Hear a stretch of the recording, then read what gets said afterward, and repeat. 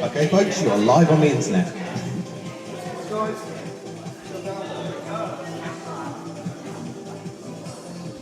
Okay, all, and thanks for having me down here, guys, and welcome to the very first sanctioned HADO Cup tournament in Brighton. And obviously, it's the opening games of the season for all the teams here. Hopefully, we have a really great season as we run through. I think there's roughly going to be around 40 sanctioned matches happening across the UK across the course of this season. Sanctioned matches, in the way they're different to the normal, is that every match you win, irrespective of where you place overall, but every match you win is going to earn ranking points towards your team standing in the UK. And depending where your ranking is, controls whether you can enter the leagues, whether you're going to be on the shortlist for being consideration for international play, and also for whether you're able to enter the UK Championships at the end of the year. Okay, so every match counts, even if you don't win the overall tournament. Winning any match earns points towards your team's ranking. And across the course of the season, you're going to keep on earning points towards that and keep on pushing your rankings up.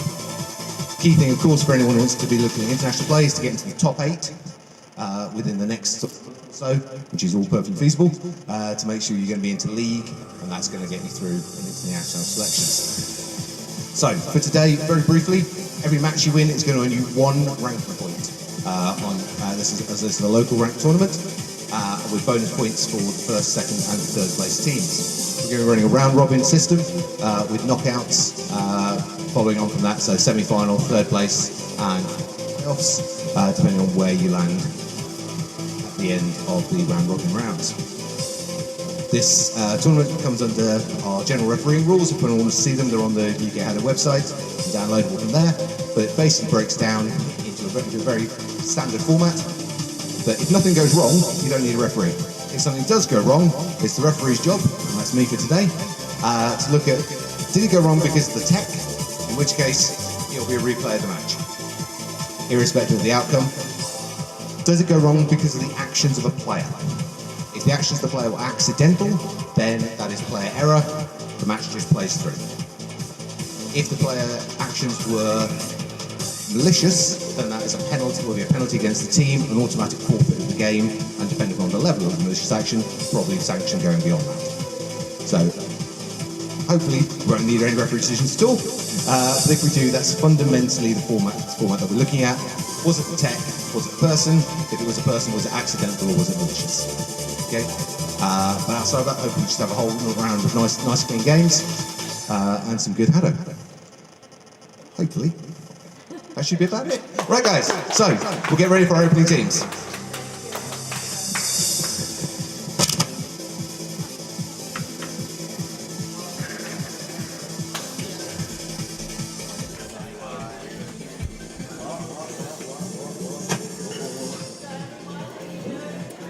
Okay, guys, so you get to look at my face again while the teams just get themselves prepped and ready.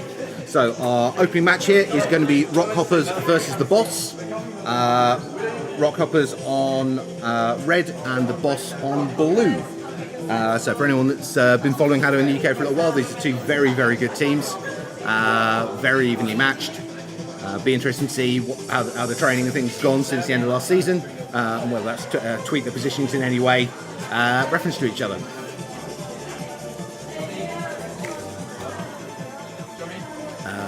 So, obviously, anything you want to say, guys, drop it in the chat. I'll try and reply as best I can as we go.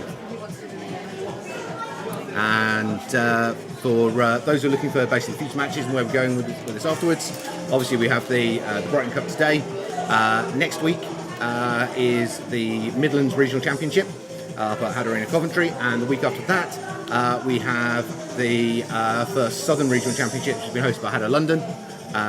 So all those will be obviously going out on the channels, so make sure you have a look at those, and they'll be going up on the UK HADO channel rather than this one's obviously on the HADO AR Sports channel.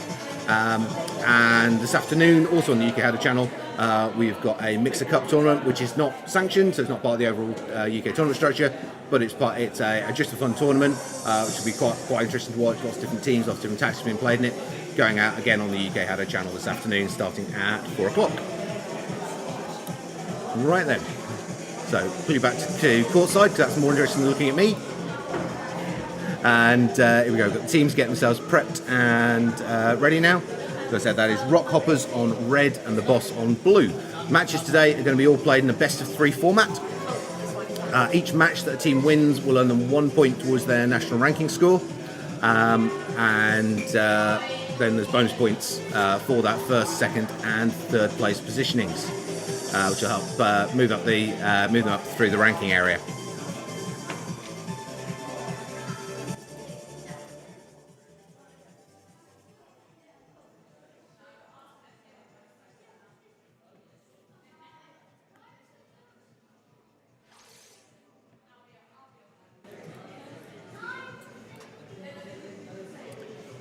Is there any way you can turn that off now? Because the contents make what kids know what they can't leave comments. Cool.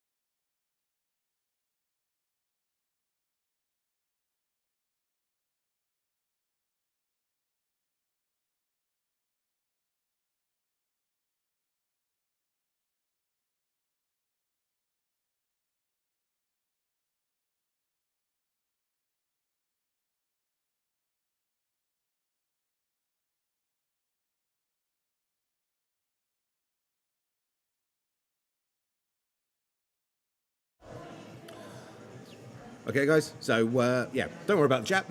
Apparently, we've managed to select Super for Kids, so it's not the live chat isn't currently functioning, but it means you just have to watch and enjoy, which is a shame because obviously we like bouncing messages with you guys in the chat. What do we...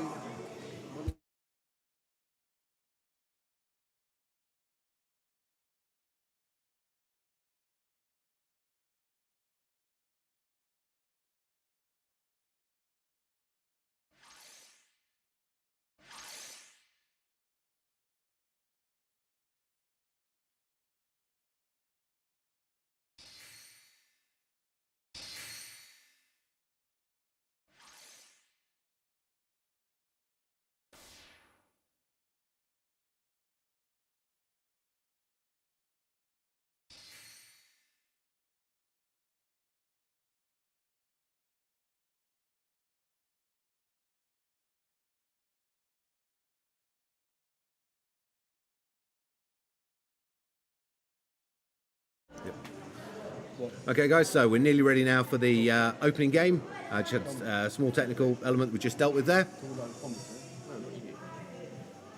So as I said, it is Rock Hoppers on the red versus Boss on blue. As you said, unfortunately, the live chat is currently turned off on the stream. So if you want to leave a chat, HADO AR Facebook page, HADO AR Sports Facebook page. Obviously, we've got the link there for this feed. If you drop comments on there as we're going through any questions or queries or anything else, then we'll try and respond to those as best as we can during the course of the match.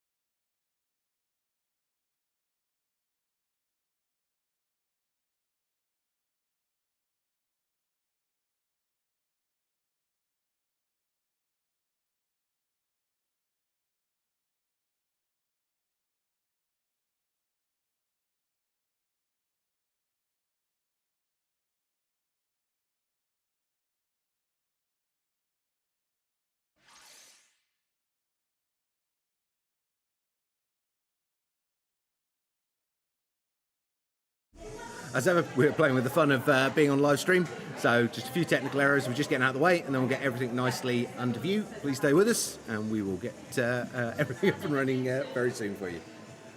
Yeah, so live stream transfer. Yeah, it's on. So hopefully that should have the stream up and running now. Sorry, not stream up and running. Obviously the content and chat. There we go. Perfect. So anything you want to throw in, guys, drop it in the chat, and we'll try and respond as we go. And I believe we are ready now for our opening game. So first game, best of 3 format. Rockhoppers on red and the boss on blue. Here we go.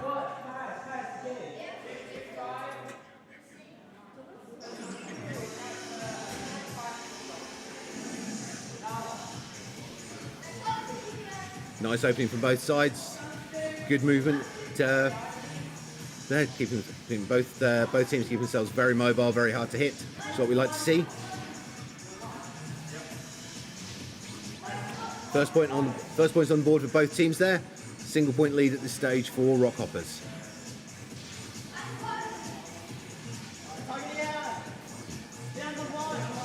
Good communication going between the teams as well. Rockhoppers moving now to a 2-point lead here. Coming up on the halfway mark, 40 seconds played. Boss fighting back, pulling it back to a single point difference. HADO, remember, unless you've got at least a 4-point lead, then it can be wiped out in an instant, because there's always 3 points available on the other side of the pitch. Good shield work from both sides there, breaking up the flow of play. Both teams opting for firepower builds, as we can see here. One technician each side and 2 assassins. So 3 all. Boss fighting the way probably back into the game now. Boss now edging ahead by a point, 10 seconds. Good response there from Rockhoppers, 4 points apiece, 5 seconds remaining on the clock. Frantic dodging and evasion from both sides. A lot of firepower, and we are going to overtime. So for those who haven't seen HADO before, moment you hit overtime, well, moment you end the draw, it goes to overtime. You have 10 seconds to get your breath back. And then after that, it is first KO. Any player takes the match. Good shielding there from Rockhoppers, really stopping that initial barrage there from the boss.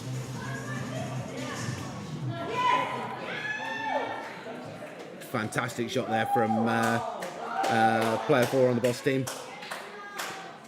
Taking the win in overtime, and the first game in the sequence of 3. So that is game one to the boss in this best of 3 sequence in the opening match here at the Brighton HADO Cup.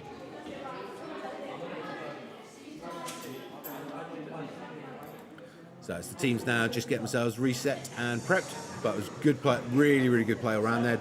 Very nice movement and evasion from the players. Good use of the court, and despite the best efforts of the Rockhoppers there, who were obviously in the lead for a fair chunk of that match there. Boss pulling it back square as we came in towards the final sort of third of the match time, and then managed to get that great overtime win. But very evenly matched in the gameplay throughout. See if Rockhoppers can take game 2 and take this all the way through to a 3rd round decider.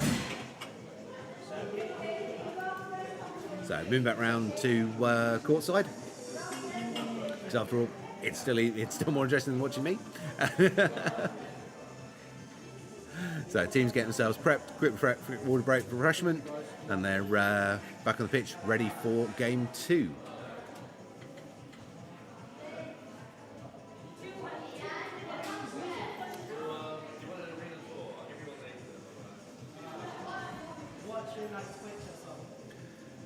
So obviously at the end of this tournament, all of the teams competing today, which are Rockhoppers, the boss, obviously on the pitch at the moment, followed by IDK, Techno, and brand new team called Super Glitches. So they're the 5 teams competing today. All 5 of them actually will end up on our national rankings page, and start working their way up that list. Obviously, we'd expect IDK, Boss, Rockhoppers to all start working their way up.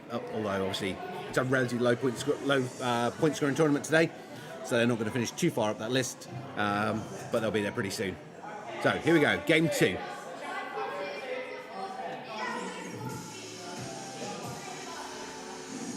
Can Rockhoppers pull a win out of the bag here and take this through to a third round decider? Both teams going very similar builds again. Single high charge rate technician and 2 assassins, no shields either side. 2 points apiece. 20 seconds played.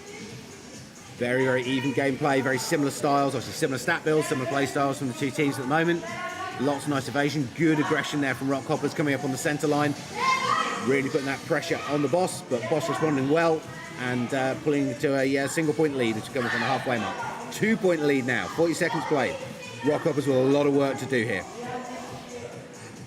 Rockhoppers focusing heavily on that right hand side of the pitch, but great evasion on that side, and they're really not able to earn anything from it. May need to refocus their targeting more to centre and left if they want to get a chance of scoring. Points both sides there, maintain that 2 point difference between the teams, 3 points to 5 here. 15 seconds remaining. Still maintaining that 2 point difference. Rockhoppers unable to close the gap at this stage. Boss opening the gap now, 3 points, 5 seconds remaining. That is going to be too big a mountain for climbing for Rockhoppers to get through. That's it. Now it's game 2 and match to the boss.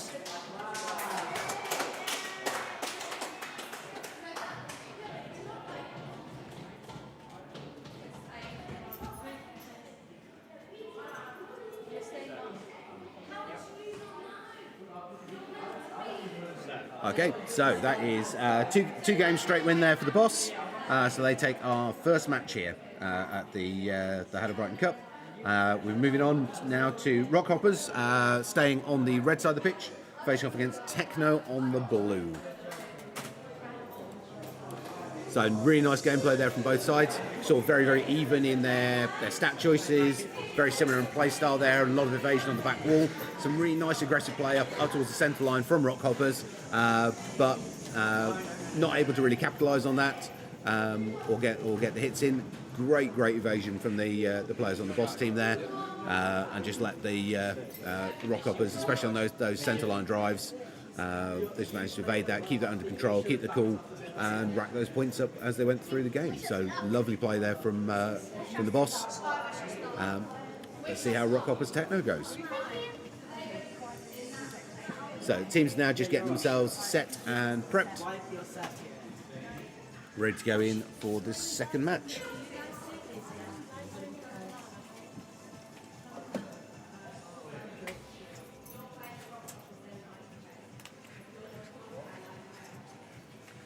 So Rockhoppers on red, Techno on blue.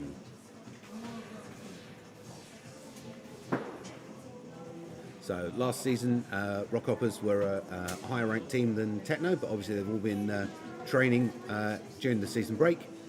Be interesting to see how Techno have improved and how they measure up against the more experienced Rockhoppers team today.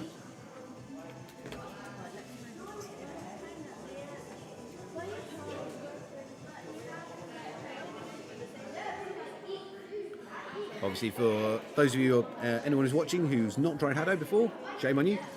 Obviously, if you're in the Brighton and Hove area, get in touch with HADO AR Sports to come down to play. If you're in the London area, contact HADO London, Midlands, HADO Coventry. Up in sort of Yorkshire area, HADO Barnsley, and further north than that, HADO Newcastle, based at the Newcastle Foundation. But there's plenty of places to get involved with the sport, so make sure you come and play, start competing, and that could be you on the stream. So, teams getting themselves prepped now. As I said, just in final element, Rockhoppers are good to go. Just like waiting on the last Techno players, just get themselves logged in and ready to play.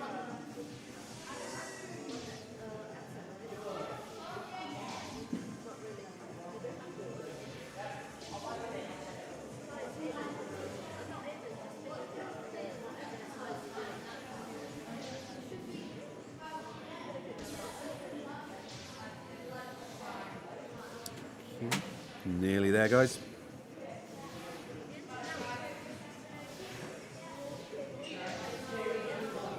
So after that first matchup, obviously it was won by the boss. That's the boss is the first Brighton team with ranking points to their name now. Question: will Rockhoppers manage to earn ranking points off this setup, or is it going to be a win for Techno? Let's have a look. How we go. Very different builds here from our previous game. Got heavy shielder on the Techno side. Still maintaining that assassin and technician setup there for Rockhoppers. Really need to focus fire on that shield and get rid of it. Layering up those shields in that fire position. Good points on the board already for Techno. Rockhoppers getting pushed back. Rockhoppers need a lot more firepower. Their technician needs to be really working here, getting rid of those shields. They're doing quite well on the evasion though, limiting the point scoring opportunities from Techno. And Techno's starting to burn through those shields now. So 2 points on the board for Techno, but that is their shield supply pretty much depleted. Yep, they've got a single rank 1 shield left on the Techno side. Let's see what Rockhoppers can do to pull this back now. 2 points apiece now. It was really good dodging from Rockhoppers though, limiting their point scoring opportunities for Techno while they had that big block of shields up. 2 points apiece. 20 seconds on the clock now. Rockhoppers edging ahead now by a point. Techno with a lot of work to do if they're going to. They were very heavily reliant on those shields at the start. 10 seconds now. Good score from Techno in. 2 point lead now for Rockhoppers. 3 seconds. 2, 1. 6 points to 3 to Rockhoppers. Really good play. That shield, that big block of shields that Techno put in were an excellent, very good tactic for them. Clearly worked well. They've got good lockout there on the Rockhoppers for all, but Rockhoppers dodging and evasion limited the damage they were able to do. Meaning they were able to hold out, and once they'd managed to knock their way through that shield barricade, able then to drive ahead, get those points on the board, and take the match. So nice play there from the teams. Really good to see that matchup again. Obviously, the first match, Boss Rockhoppers, 2 very evenly matched teams in terms of both play style and stat choices. Here, Rockhoppers Techno, very different play styles. Obviously that technician choice being taken in the Rockhoppers team there, really helping against that shield barricade that Techno were using to punch their way through them. Techno were basically layering them up very early on in the game. Really, they should have looked to space those a bit more out, to give them more options throughout the game, rather than relying on them entirely for that first half, and then having nothing to back them up for the second half. So obviously once your shielder is out of shields, they don't tend to have much else in the stat build because they've pumped so much into the shields, and they are a finite resource, and they really need to spread those out a lot more during the course of the game there. But it was an effective tactic, just very good dodging from Rockhoppers that limited the point scoring opportunity whilst they had those shields in place. So getting ready now for game 2. So it'd be interesting to see if Techno stay with the same tactic, or whether they look at modifying it in order to counteract what looks to be this fairly sort of happy combo that Rockhoppers have got here with the 2 assassins and a technician. So good, accurate, fast shots for getting those points in, and that technician there for causing chaos on the pitch and getting rid of shields. So it's a nice combo if you're happy on your dodging and evasion and don't feel you need those shielded positions in any way. But that shield play from Techno, I think if they could have spread that more across the course of the 80 seconds rather than focusing it right at the start, they could have benefited a lot more from it, and could have made things a lot harder for Rockhoppers by doing so. But let's see how they go. Here we go, round 2. Okay, teams all going for pretty much the same builds there, staying with their tactics. Okay, shield up again for Techno. They really need to move one player out on the other side of the pitch rather than all being behind the shield. Fundamentally, if you're all behind the shield, all of the opposing team's firepower is going to come into that shield, and your shield's going to get worn down rapidly. If you've got a single good evasion player who you can put out to the side, then you're forcing the opposing team to split the shots, you're forcing them to not put everything into your shields, and you're also able to get cross shots on them while they're focusing on the shields and not necessarily watching that lone player. But that is all 5 of Techno shields burned through already, and we're just coming up on the halfway mark now. And Rockhoppers already with a 4-0 lead. So Techno, good basis on what they're doing there, but obviously a lot still to learn. They're still quite early on in their their HADO career. They only really started into heavy competition last year.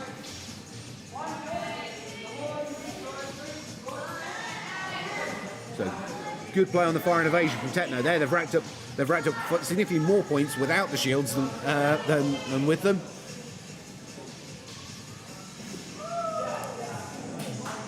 Great game both sides there. Really, really good from Rockhoppers there. Taking down those shields, evading while they were up, not allowing Techno to monopolise on them. But I think Techno just a little bit too reliant on the shields. And actually shown by the number of points they managed to put on the board without the shields. Maybe they don't actually need them. Or at very least, they need to spread them out further through the match.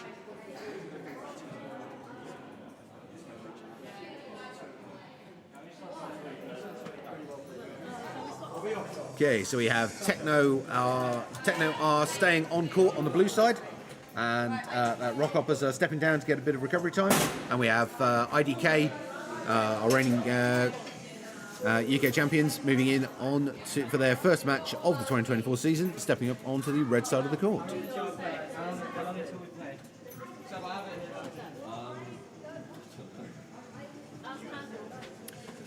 And yeah, as we've got coming through on the chat there, yeah, very, very early shields coming through from Techno. Definitely need to spread that out across the course of the match, and possibly not be quite so reliant on. So with the shields up, they scored nothing. With no shields remaining, they put 4 points on the board. So arguably, the shields were really not doing them any favours at all. They were just clumping them together, and Rockhoppers were still racking up points even whilst they had the shields in place. So they need to either start to spread those out much more across the course of the match, or potentially look at shifting their tactics, as obviously they perform way, way better without the shields than with them. Okay, so teams now getting themselves prepped and ready to move on to court.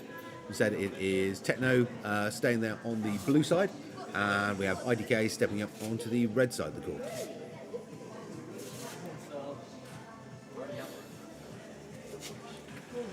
So it'll be intriguing to see whether Techno try the same sort of tactics, or if they're going to look at shifting this up in any way. So they were semi-effective in game one, but not effective at all in game two once Rockhoppers had seen what they were up against. And IDK have obviously been watching that first round of matches, so I think it would be tactically unsound for Techno to go for the same thing again, but we will wait and see what they go for. And if they are going to go for shields, they've really got to spread them out time-wise a lot more across the match, look at that positioning, and try and earn a lot more from them, because it's a big resource to invest in.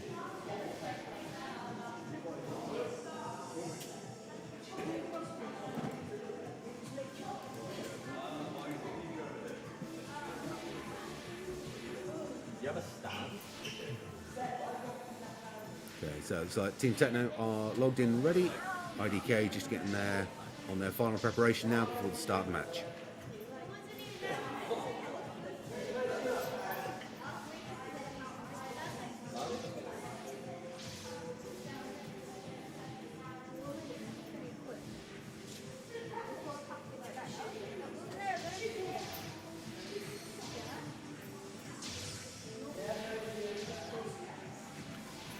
Now looks like all players are now logged and ready.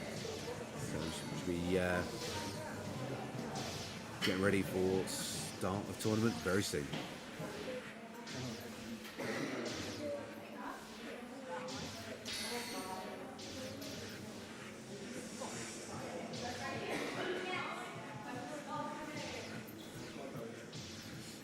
Okay then guys, here we go. So opening match of the 2024 season for IDK versus Techno. So IDK on red, Techno on blue. Techno have dropped the shields. We've got a mix of Technician and Assassin.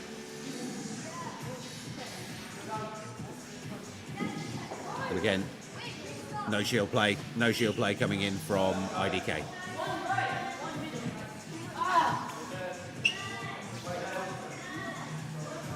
Two points on the board really early on there for IDK.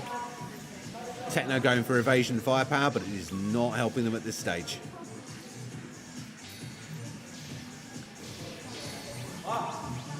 Points on the board now for Techno. But IDK very clearly in control of this match. Nice slide in and position on the front line there from Paris. Good evasion and dodging on the centre line there from Milo.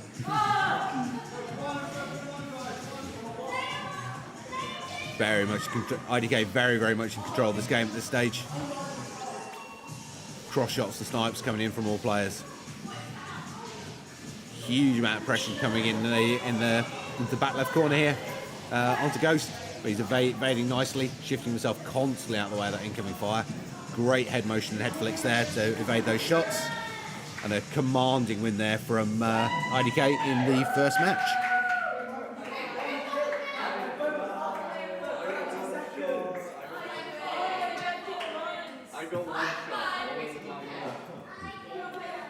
So really good play there from IDK. Congratulations on Techno for scoring a point. There's plenty of teams that don't manage that. So really good play from IDK. Expect this basically, obviously, go through the matches in this season. They're going to be rapidly climbing up the leaderboard, and unless the other teams around the UK start upping their range significantly, I'd expect them to see them in the not too distant future topping that leaderboard. So obviously we've got the IDK competing obviously today in the Brighton Cup, and they'll be competing in the Southern Regionals in a few weeks' time, which will be hosted by HADO London. So it'll be different mix of teams there. So obviously teams from Brighton and London competing in the Southern Regionals. We've got Midlands Regionals happening in between then, which are Midlands teams and RAF teams. And if you want to look back on the UK HADO live streams on the UK HADO channel, you'll see the Northern Regional, which was Barnsley, Newcastle and Manchester teams fighting it out. So starting to get a real nice spread across the country of different matches and tournaments. Teams starting to come out from different HADO locations.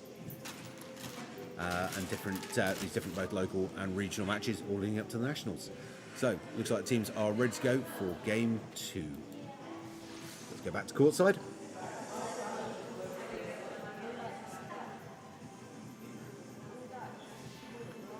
So we'll get some little bit of last minute coaching advice going in there for Techno. I think be interesting to see whether they intend to try and stay with this sort of firepower and dodge setup that they've tried against IDK in game 1, which is sort of very heavily shields orientated, as we saw against Rockhoppers, and a complete shift up in tactics for their game against IDK. Be interesting to see now whether they stay with that or whether they choose to drop back to that shielding format.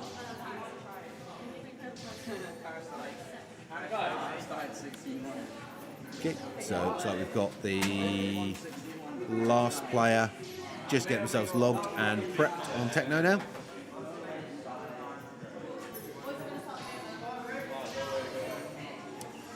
Okay, clearing court. Here we go, game on. So this is game 2.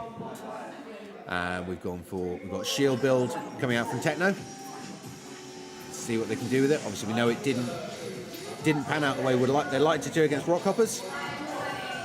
Let's see if they can use it to get any edge here against IDK. Early points on the board again from IDK. Starting to just rip their way through those shields that Techno are putting up. And Techno getting the shields up, but they're not really in great positions. They're early on.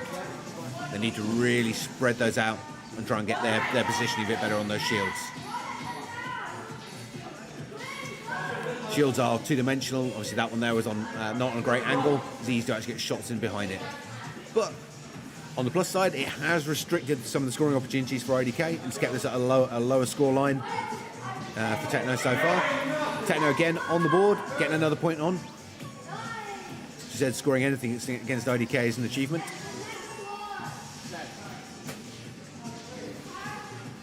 So 10 points to 1. So the shields have definitely reduced IDK's point scoring capacity slightly.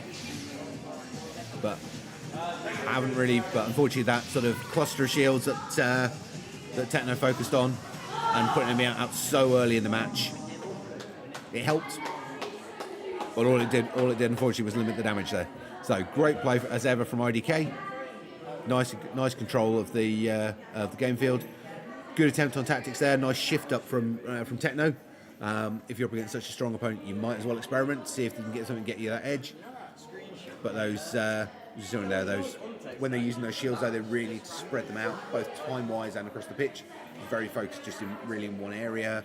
Angles weren't really very great on them, so IDK were able to get shots in behind them. And again, if you all focus behind that one shield, all the firepower from the team by default targets onto that shield, and you've got no real way around that scenario. So that was again great play from IDK. We are moving through now to our next match. This is going to be IDK staying on the red side, and they're going in against the new team Super Glitches on blue. So this might be a little bit of a baptism of fire for Super Glitches, but hey, you learn by playing good teams. So we'll see how Super Glitches go. Obviously, I've seen what happened to Techno there, both in their firepower options and also playing with shield tactics. Be interesting to see what they take away from that, what they think they can do and achieve with it. So obviously, we know we're going to get these. Very fast motion, fantastic dodging, accurate shots, all coming out of IDK, and just seeing what the teams think they can throw into the mix there that might give them the edge against that, give them some chance of throwing IDK off the game a little bit. Very least, as Techno did there, just landing some hits. Because IDK's evasion work is very, very good. There's no fault in that at all, and landing hits against that is an achievement in and of itself. Let's see where they go with it. So IDK just starting to get themselves prepped and ready on pitch, and Super Glitches just off pitch slightly, get themselves ready to come on for their first game. Super Glitches will be staying on after this game to face off against Rock Hoppers. So let's move back to courtside. So teams now just getting themselves prepped and ready to come up.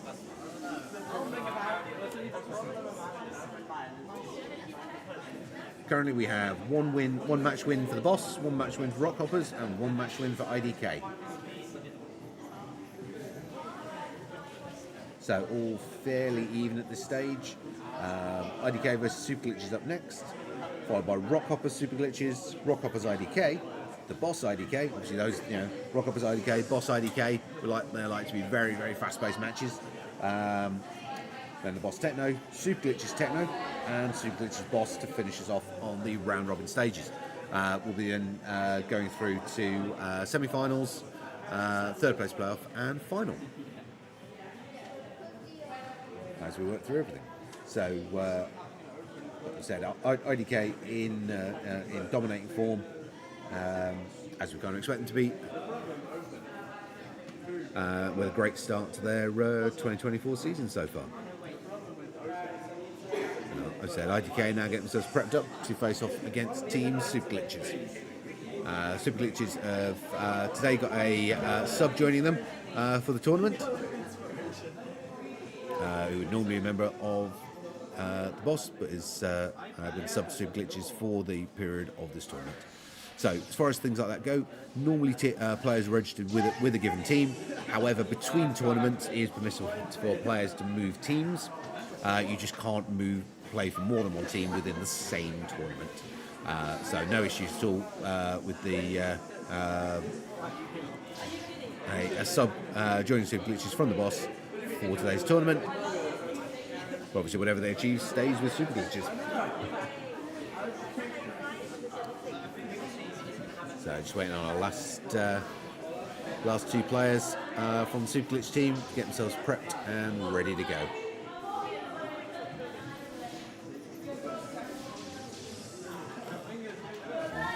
IDK players all logged in and ready.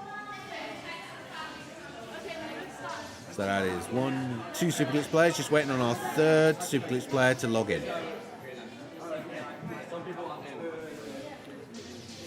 Okay, and that looks like...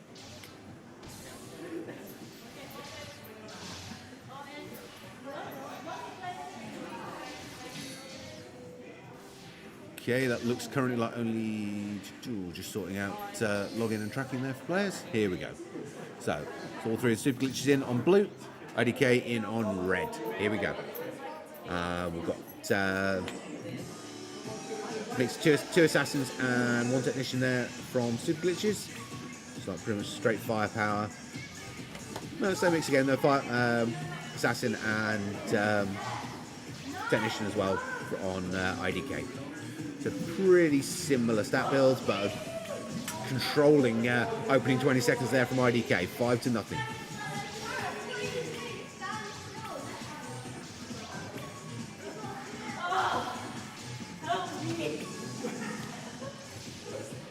But Super Glitches with a point on the board. Said scoring anything against IDK, especially in your earlier days of competition, is a big achievement.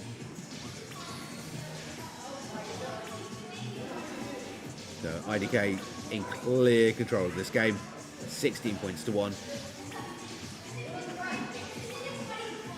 18 points to 1 coming in with 20 seconds left to play. Yeah. Like you said, Super Glitch has got a point on the board. And that's all that Techno managed either. So every point you can land on IDK, take that as a win in and of itself. But IDK in absolute control of this game, 23 points to 1. Great evasion work from the team there, and a controlling win there for game 1. So blue player 6 definitely need to move more there, conceding the vast majority of the Super Glitch points. Blue player 6 suffering only 1 to score, but also giving up 15 points themselves. Only 23 metres moved, so definitely we need a lot more motion there from blue player 6. So a very, very controlling win there, dominating win there from IDK in the first game. We're moving now into game 2. So it'd be interesting to see what Super Glitch are going to try here. But fundamentally, when there's that big points difference, you may as well just experiment. Try something crazy, because why not? And definitely, although blue player 6 may have been their only scorer, blue player 6 with only 23 metres of movement and sacrificing 15 or 16 points in their own right, we need a lot more motion from blue player 6 if they're going to try and limit the point score opportunities for IDK. So I think that's realistically probably the best option for Glitches at the moment, is to try and limit point scoring opportunities. So here we go, back to courtside, getting ready for game 2.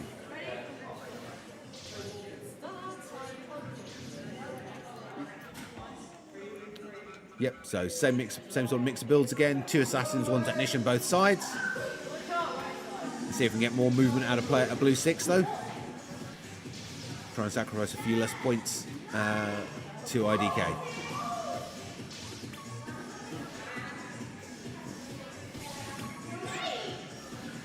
Pretty similar scoreline to game 1. 3 points on the board at 20 seconds played.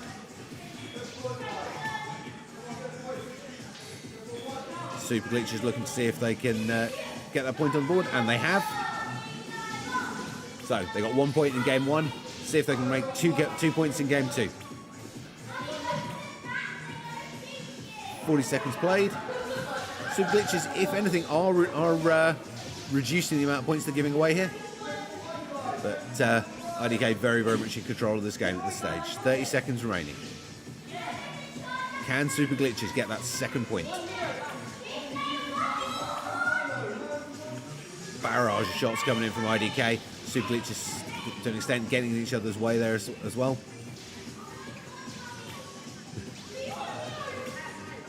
10 seconds remaining. Again, another dominating win from IDK. 3 seconds. Can Super Glitches get a second point? No, and denied again. 22 points to 1.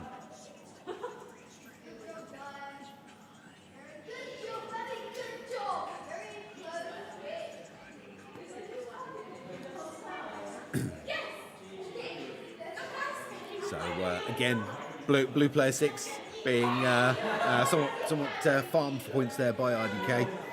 14 points this time rather than 16. And blue player 4 managed to be the one to land the hit this time around. So IDK, as ever, very, very dominant there. So next up we have Super Glitches staying on the pitch on the blue side, and we have Rock Hoppers moving in on the red. So Rock Hoppers we saw from the opening matches here, playing really well, good evasion, good teamwork, good communication. I'd say going into this match, they look obviously to be a much stronger team than Super Glitches, but Super Glitches very much a new team into the tournament, just getting find their feet today. And Rock Hoppers, as with IDK, having multiple years of experience under the belt and a lot of tournament play. So it's going to be interesting to see what happens here. Obviously, was that huge control there being exerted by IDK over Super Glitches. Rock Hoppers certainly capable of doing the same thing to Super Glitches, unfortunately for Super Glitches, but we'll see where they go. So, as I said, when you know you're going up against significantly stronger teams, you might as well just experiment, because fundamentally, playing a standard stat set, that's kind of what they're going to expect. If you're going to have any chance of doing, throwing off the game, catching a few points, doing something useful, you might as well try something crazy. It might not work, but if it doesn't, so what? if a standard stat build wasn't going to get you through, but something crazy might just give you an edge or pull something out of the bag. So it is always worth experimenting when you know you've got a significant experience difference between teams. Right, teams on court now, just getting themselves prepped up for the next match. So this is Rock Hoppers on red versus Super Glitches on blue.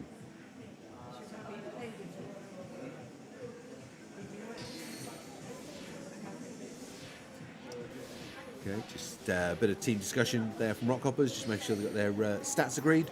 Super Glitches already in and prepped. Now, one of the things that, to be honest, the more matches you play, what you don't want to do is before the game be doing what Super Glitch is doing, which is firing off shots, raising shields.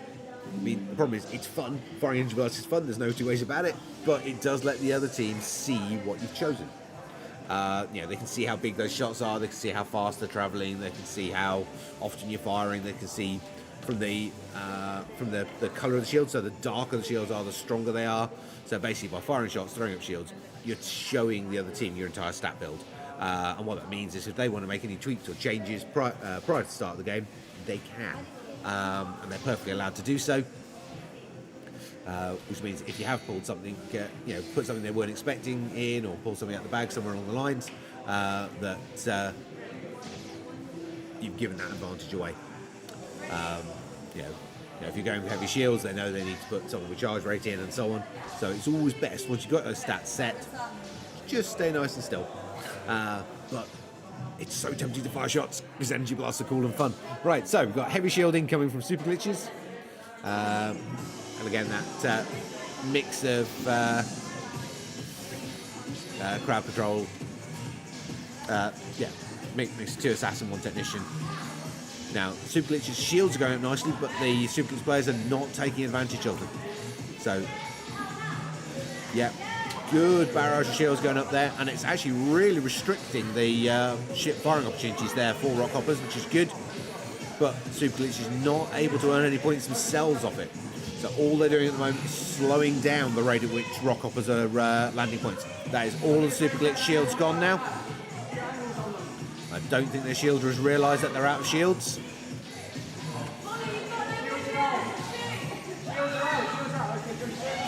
Okay, so that's all the shields gone. 5 points to nothing now, 30 seconds remaining. Can Super Glitches get a point on the board here? Slowly whittling away those Rock Hopper life markers. And they've got their first point on the board there. 6 points to 1. 7-1. Now, the shielding wasn't wrong for what Super Glitches were doing. It obviously really limited the opportunities for Rockhoppers. 10 seconds remaining now, 9-1. Rockhoppers in a commanding position coming into these final few seconds. Second point on the board for Super Glitches. What they really need to do was maximise those shields, get their firepower players up behind them, using them, and earning some points from them.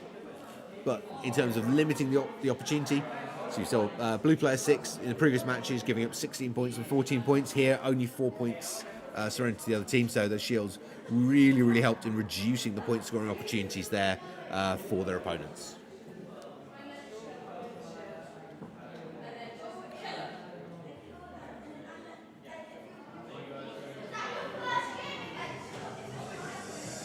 So really good performance there from Super Glitches, managing to limit the opportunities there for Rockhoppers, and get those shields rotating nicely. Now they just need to get their assassins using those shields and actually start to maximise off them, see if they can actually get some more points scored on the board. I think Rockhoppers though are it's a good combination for them. That there's two assassin, one technician, so fast, high firepower, good charge rate for dealing with the shields. And they come in, they've got the evasion skills that they don't need to be using the shields themselves, so they can spread those points out into that more aggressive gameplay style. Super Glitch is really needing to, as you said, if they're going to use those shields, and they used them effectively there, it really did limit the point scoring opportunities for Rockhoppers. They need to now be starting to capitalise on them and trying to earn some points while they're up, letting their assassins move into those shielding positions where they're not to dodge. So, same mix again. If anything, I think Rockhoppers have stepped up the charge right there to get rid of those shields even faster. Trying to go too fast on the charge rate. So blue 6 there, jumping the gun slightly. Takes 2 seconds to fully charge a shield. You have to leave your arm down for the whole time. You don't have to stay still, but your arm has to stay vertically down for that full 2 seconds to charge, and then flick up high. And you cannot charge whilst you're KO'd.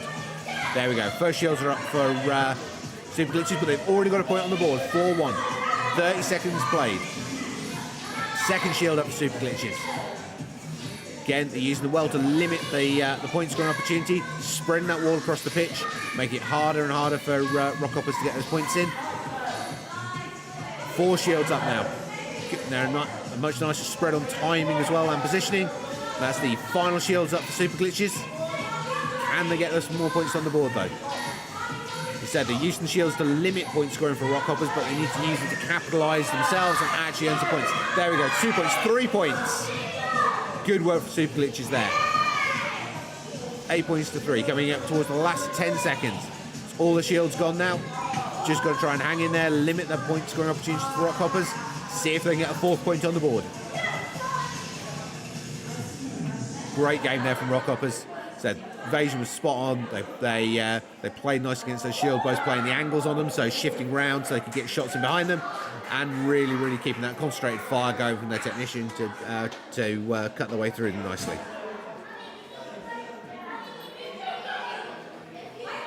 So overall there, really good gameplay from Rockhoppers, and some nice experimentation, some good ideas there coming out from Super Glitches. Said, when you're up against a more experienced team like that, just experiment, try new things, try new tactics, because you might as well. Try and limit what they can do to you, because that helps in terms of confidence. Try and land what points you can, because again, that's really good for confidence for your team.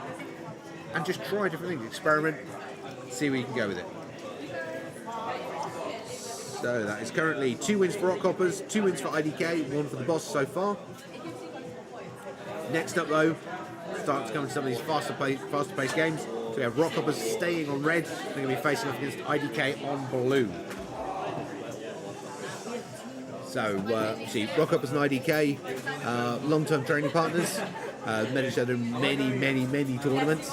I believe it's somewhere in the region of sort of 99 and 98% in favour of IDK on the outcomes, but it's not 100%, because Rockhoppers are capable of taking games off of IDK. It's not entirely one-sided, and there's certainly a team that IDK has to work against. So again, both teams have had a bit of time during the down season to train new tactics, got new ideas. Be interesting to see where this match goes. This is the first one of those ones where, given the experience difference, the early matches that IDK have played there today, not surprising in terms of their results. But here we've got the first one of the teams of the tournament that can put some challenge to them. As we said, we've seen Rockhoppers take games off them before. It doesn't happen often, but it does happen.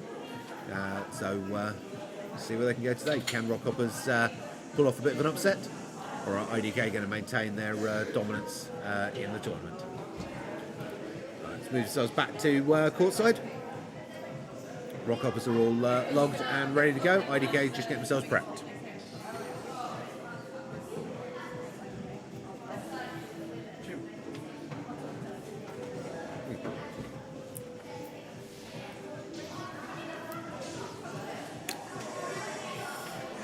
So far we've seen both teams favouring a 2 assassin, 1 technician format. Let's see whether they, now they're up against tougher opponents, whether they choose to stick with that or they're looking to vary it in any way.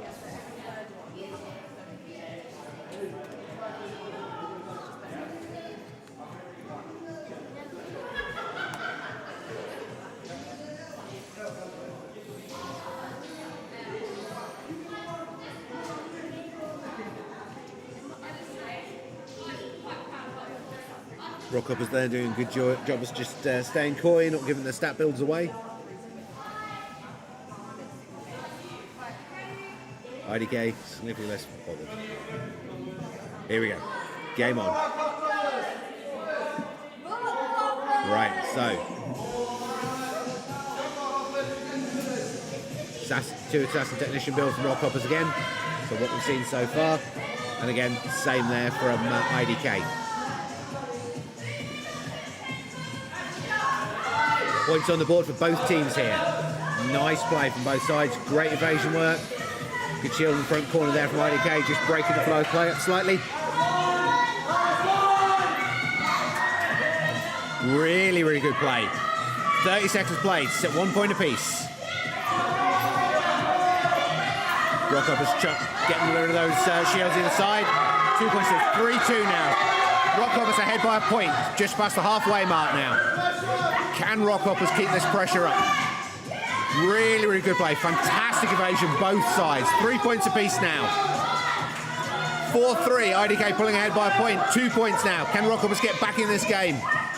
20 seconds remaining. Come on, Rockhoppers. 3 points now. IDK opening only at 4 points.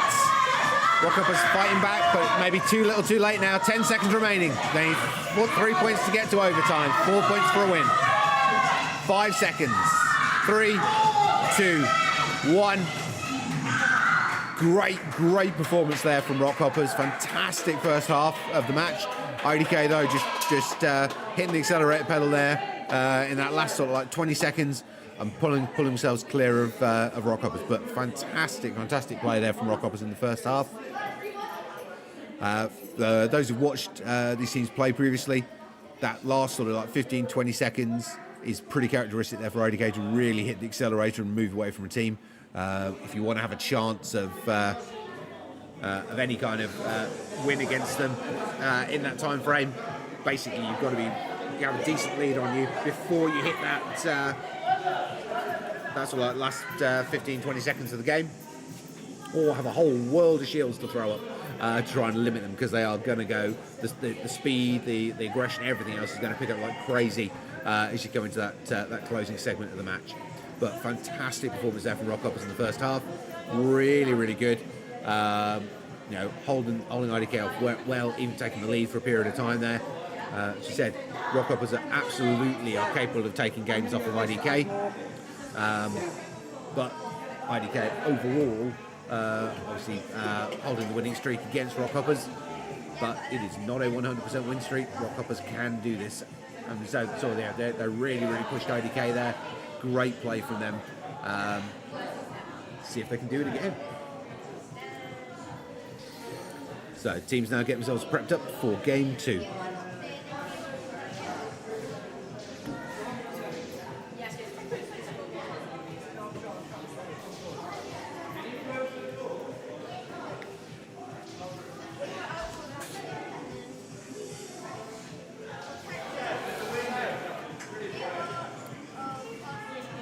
It's IDK logged and ready. Rockhoppers players just finishing a bit of tactical discussion, get themselves in and ready to go. So as you saw there, Rockhoppers really capable of putting IDK under pressure there. Let's see if they can turn that pressure into a game win.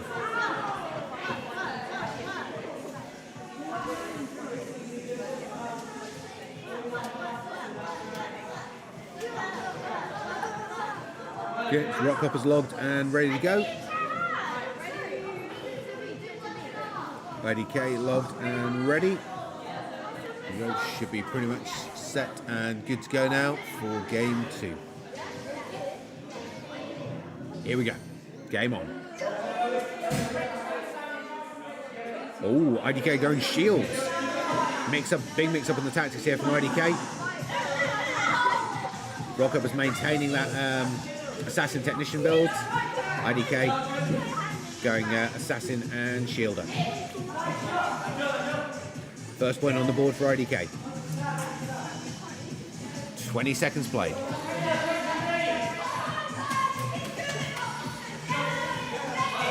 Heavy shielding going in on that far side there for IDK, giving themselves nice snipe positions. That shield's been allowed to stay up way too long by Rockhoppers. But IDK not capitalising off it, not able to get those points on the board. And Rockhoppers have got a point in there, so 2 points to 1 now. Still just a single point lead to IDK. They've got 2 of those heavy duty shields remaining. Rockhoppers have got to get a lead here. IDK are going to slam those shields down in the last seconds of the game if they don't. 2 points apiece, 20 seconds. They have got to get those shields gone. 3, 4. 2 point lead here for IDK. 10 seconds remaining. Really good work from Rockhoppers on limiting those shields, but the shields have certainly done the job there. 5 points to 2 finish. Good control of the game field there from IDK. Interesting to see that they obviously felt under pressure enough from that first game that they chose to go for a shielding build in the second game, just given to break up the Rockhoppers gameplay.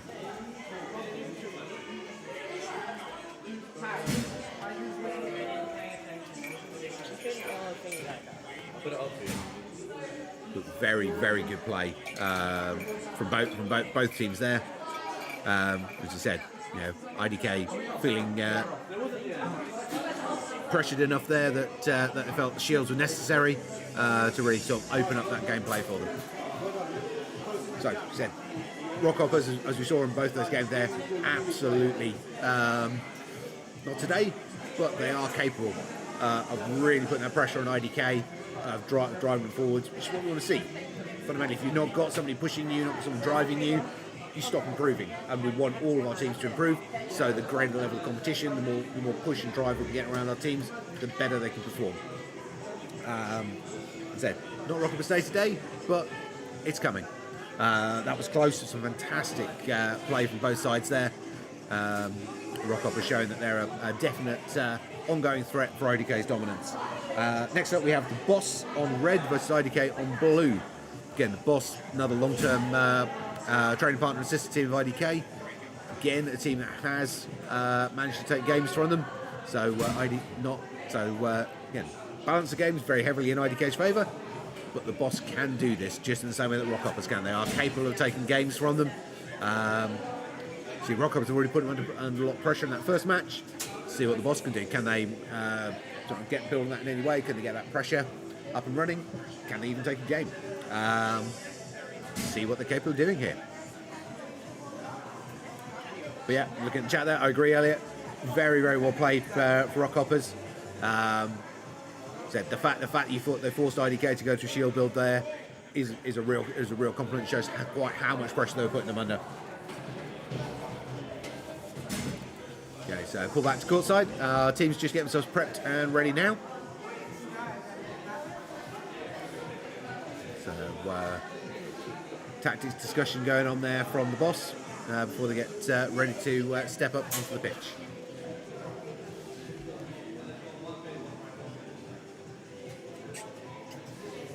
If I get no battery,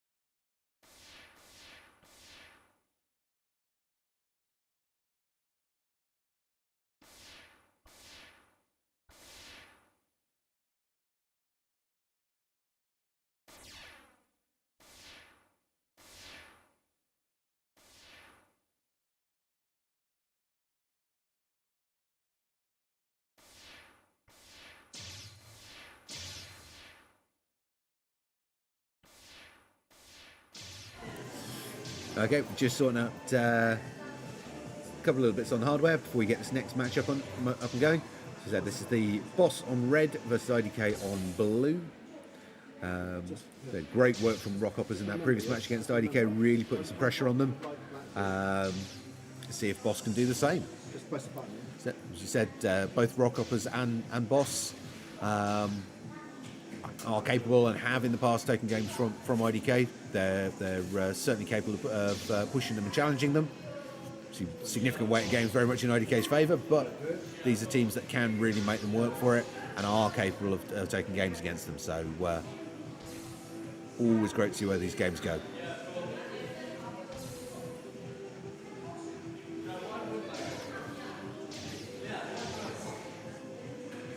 Just waiting for the final IDK boss player to get themselves logged and ready. So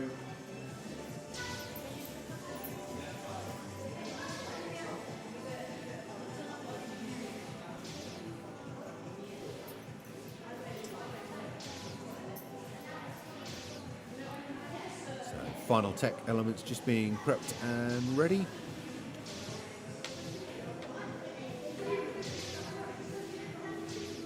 Be interested to see what builds the boss go for. Boss of a team change their tactics sort of season by season. Opening seasons they were very much shield based. More recently they've shifted much more towards invasion and firepower builds. Let's see where they've gone. Okay, so we have got Double Assassin and Shielder from IDK, Double Assassin Technician from Boss. Let's see, it's going to come down to how fast they can get rid of those shields and whether they can stay mobile until they get them gone. If they can get those shields down fast enough, they might have a chance here. So, first point on board for IDK. 2 out of those 5 heavy shields already gone. 20 seconds played. Can the boss keep this up? Need to get some points on the board now from the boss. 3rd shield up in position. Still only one to nothing. Great work there from the boss getting rid of those shields. 2 points nothing for IDK now. Boss need to get a point on the board and they've got it. 1 point, just a single point lead, and they've pulled it back square. 2 points apiece past the halfway mark. Penultimate heavy shield going in from IDK, and that's IDK's last heavy shield gone up. 2 points apiece still. 20 seconds remaining here. IDK with a single point lead. Can the boss do this as all of IDK's heavy shields gone?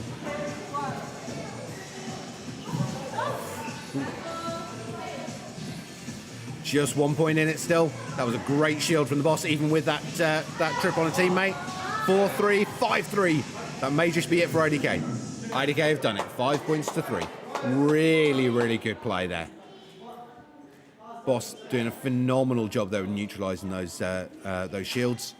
I mean, placement timing for the shields going out there was really good from IDK, but Boss absolutely focused firing them down and punching their way through nicely.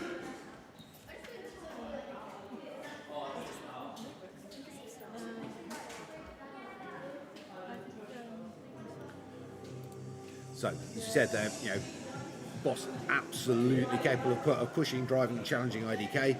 And we saw there, we tend to see these, the shield builds more often come out from IDK when it is against teams where they know there's a significant challenge. The fact they've gone straight off there against the boss shows you how they rate the boss's ability. But great work from the boss there on focus firing those shields, limiting the point scoring opportunities for IDK while the shields were up, and really sort of cutting their way through that shield defence there.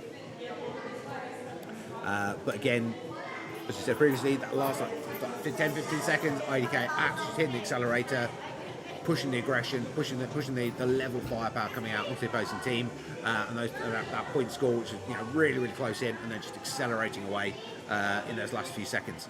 So if you're up against a team like IDK, you've either got to have a significant lead going into that final 15 seconds, or you've got to be going all out, shields, evasion, everything you can do to limit their point scoring, because the aggression rate and everything else from them is going to pick up hugely in that final section of the game.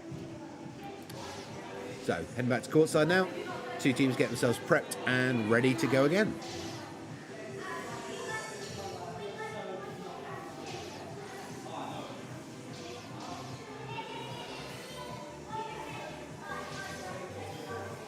So we have that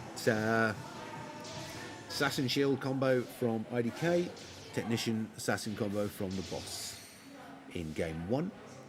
Be interested to see whether they choose to stay with that. Obviously those shields will punch through very effectively by the boss. So IDK may well look to switch up their tactics in this second game. And they have. So both teams have gone for the double assassin technician. So it's going to be a straight firepower and evasion game. Both teams excel in this style of play. Obviously, that's what we saw from Boss last round. We've seen this many times from IDK in the past. Both teams holding back to maintain distance, give themselves the most warning time possible on those incoming shots. First point on the board for the boss. Players on both sides getting clipped away at. Shield up on the far side there from IDK, trying to buy themselves time. That's 2 points on the board from the boss now. Going up on the halfway mark. Boss with a 2-0 lead on IDK. 2-1 now. IDK starting the fight back. Said you need to get at least one, maybe 2 more points on the board, and then drop those shields up for the last 10 seconds if you want to have any chance of actually closing this out though. Boss have got to pick this up. They need another point here. 3-1, 20 seconds remaining. Boss players being chipped away out there on the life markers. IDK in position here where they could really start to pull this back. 3-2, 10 seconds. Boss have got to go all out here. They've got to dodge, evade. If they've got a shield, use it. 3, 2, 1. Boss take it. 3 points to 2. Boss have taken the game from IDK. For anyone who watches HADO in the UK on a regular basis, you understand just how difficult a thing that is, and what a fantastic achievement for the boss. 3 points to 2. This is going to a third game decider.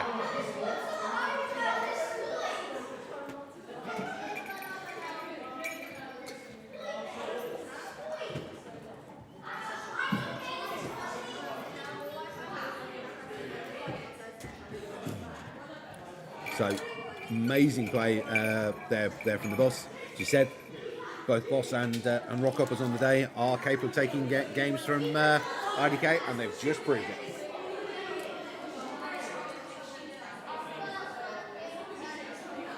Now, big question: can they do it again?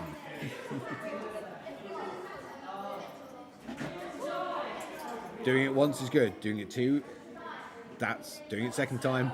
That would be amazing. So, IDK, big shift up in tactics in that second game. Dropped the shields, went all out on the firepower. Didn't play out for them. Be interesting to see what they do in this third game decider. Whether they're going to go back to those shields that allowed them to got them through that first game. I mean, the shields got punched through very efficiently by the boss, but it did let them get that pull ahead, get that more controlling position, and then land those last points in the last 50 seconds of the game. Or are they going to stay with this more sort of aggressive firepower mix and see if they can make it work for a second time? Okay, so players just get themselves prepped and ready to go in. IDK all logged. Boss having a quick tactics discussion before they begin.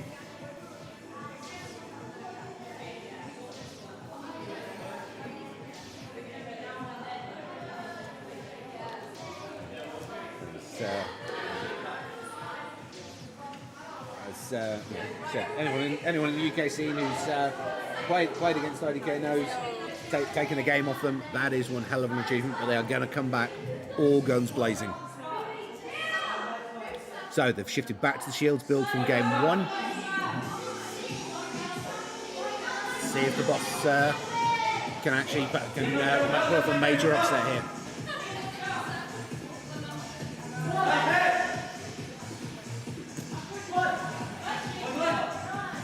Boss player markers getting shipped away. First point on the board for IDK, second point for IDK. Haven't deployed any of those shields yet. Further we go into the game without those shields going up, the more dangerous that becomes really for the boss. First shield's up from IDK. Currently only a single point lead for IDK. Layering up double shield there. First shield gone, first of those heavy shields gone from IDK. Can the boss punch through it? Got to get them out of those shielded positions. 3-1 now for IDK. Great timing on the shield there on that back far corner. 20 seconds remaining. 3-point lead, 4-point lead for IDK now. So that's going to be too much now for the boss to cover. Great use of the shields there from IDK, controlling that forward position, letting them rack at those points against the boss. 6 points to 2 now, 3 seconds remaining. And now it's game 3 and match to IDK. Amazing work from the boss. Said anyone who could take a game off IDK needs to celebrate just as that much. Great comeback from IDK though. Good use, really good use of the shields there to lock the boss down and build that point score back up again.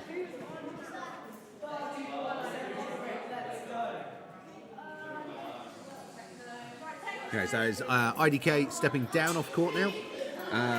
Boss staying on the red side, and we have Techno coming in on blue. This is going to be the boss Techno. So fantastic match there, really good gameplay. That switch up and shift in tactics there from IDK, necessary in order to win that third round setup. All kudos there to the boss. That was an amazing bit of gameplay from them. And for those who are going to be facing off against IDK in future matches through the season, definitely a match to go and rewatch. But again, seeing that adaptability, that depth of tactics from IDK, allowing them to shift and adapt around what the boss were doing. Boss staying with a single tactical set there through all 3 games, whereas IDK was shifting it up in order to counteract what their opponents were throwing at them. So you need to really have that. If you're going to really take a match off IDK rather than just a game, you're going to need to have that sort of same depth in your tactical range and that shift up in your gameplay, because they are going to take a game off and they're coming out your guns blazing in the next setup. Again, look at the chat there. I agree, Elliot. Rock Up has tired him out. But phenomenal play from both Rock Uppers and the boss in their opening matches there against IDK for this season. I think we're going to see some amazing gameplay from all of those teams as we work our way through the matches this year. So shifting up and getting ready on pitch, we now have the boss remaining on red side and Techno moving up on blue. So teams at the moment just getting themselves logged and ready.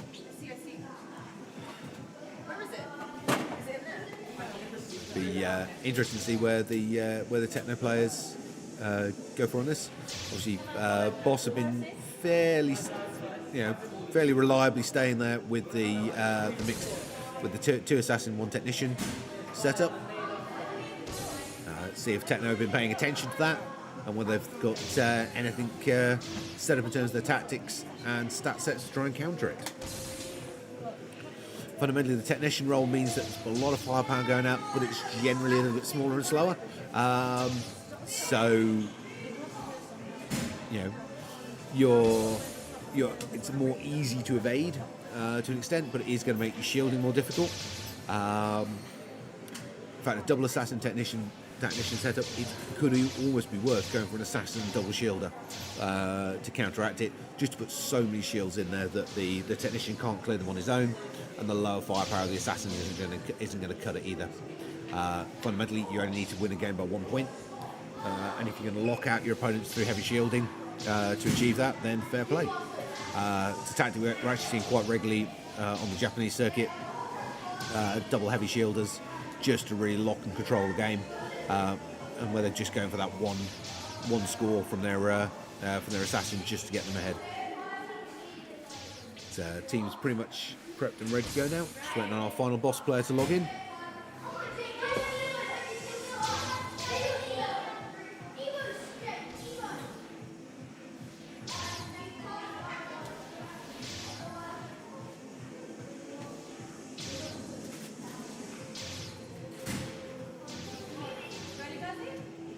Okay, there's all three of our boss players logged in. Here we go. So pretty similar matchups, fairly aggressive builds all around there. 1 point apiece off the bat there. 3-1. Boss taking an early lead here, 3 point lead now. It was a good score straight off the bat from Techno. But it's 5-2 now.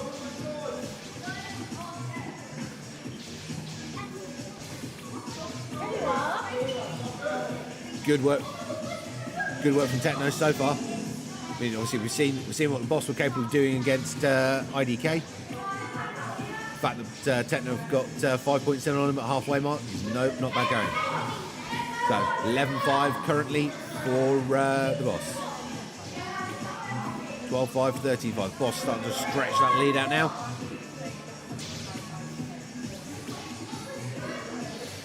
Full 10-point lead now for the boss. 20 seconds remaining.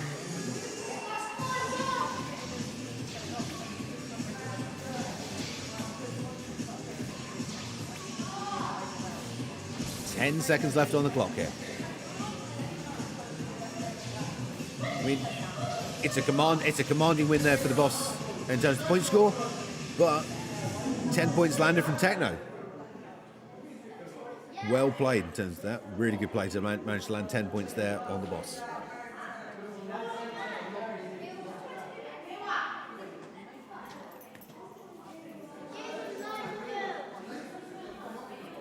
So good accuracy, hit rate. I mean, boss taking the MVPs across the board there, but some really good play there from Techno in terms of that number of hits landed, especially player 5 there landing 7 KOs on the boss, including 3 one-shot takedowns there.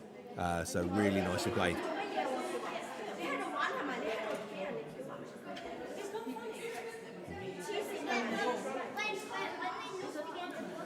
So we've got the teams getting prepped there for game 2.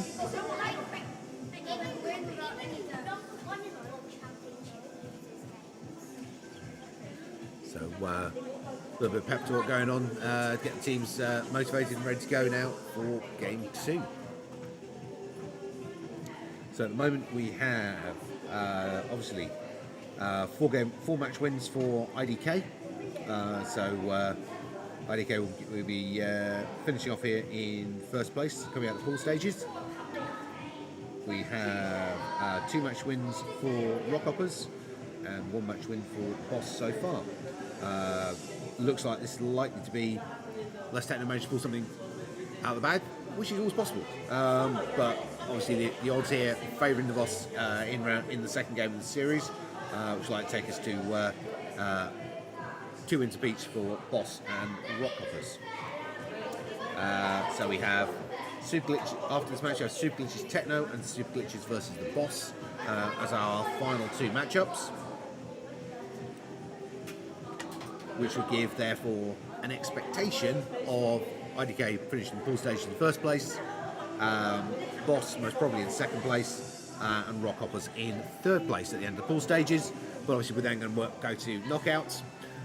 So we'll have the two semi-finals, third place playoff and final. As we've seen, Rockhoppers and Boss, they're capable of upsets. Obviously Boss managed one, Rockhoppers are certainly capable of it as well. So they've still got plenty of opportunity to shift things around. Obviously one of them is going to get IDK in the semi-finals. We'll wait and see who that is. And potentially, obviously there for a final against IDK and the other team. But let's see how it goes. Yeah, it's only 80 seconds. There's a whole lot of upsets capable in there. Let's see what the teams can pull out in these remaining matches. Right, let's move back to courtside.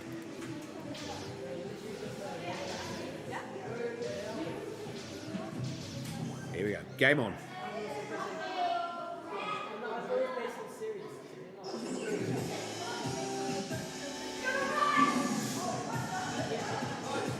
Nice set of shields there from Techno early on. See if they can use that to break up the initial assault from the Boss. First point on the board for Boss. Good return there from Techno, 1 point apiece. 20 seconds remaining. 2 points in from Techno now. Techno with a single point lead. Boss answering straight back now, pulling it back to level. 2 points apiece.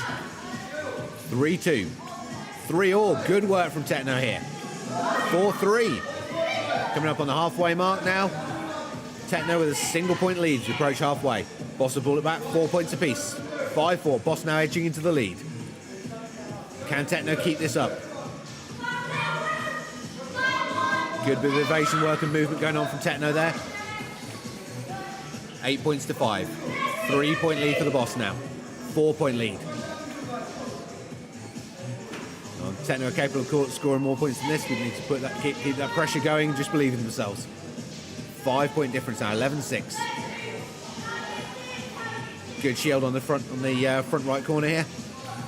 Just slowing down that fight back from Techno. 12-7. 13-7. Really, really good game there, both sides. Techno putting a lot of pressure on the Boss there, and a much closer scoreline in that second round.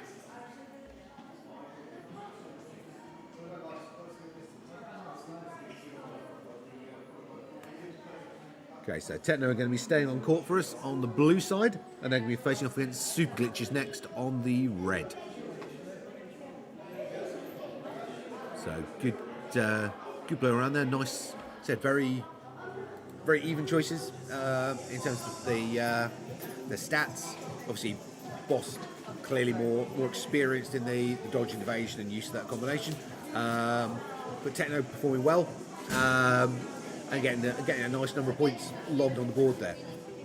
So it's one thing to remember that yes, the other team is scoring, but if you're capable of scoring it, so you're capable of racking up those points, it does mean that if you can just step up your evasion, you're capable of winning.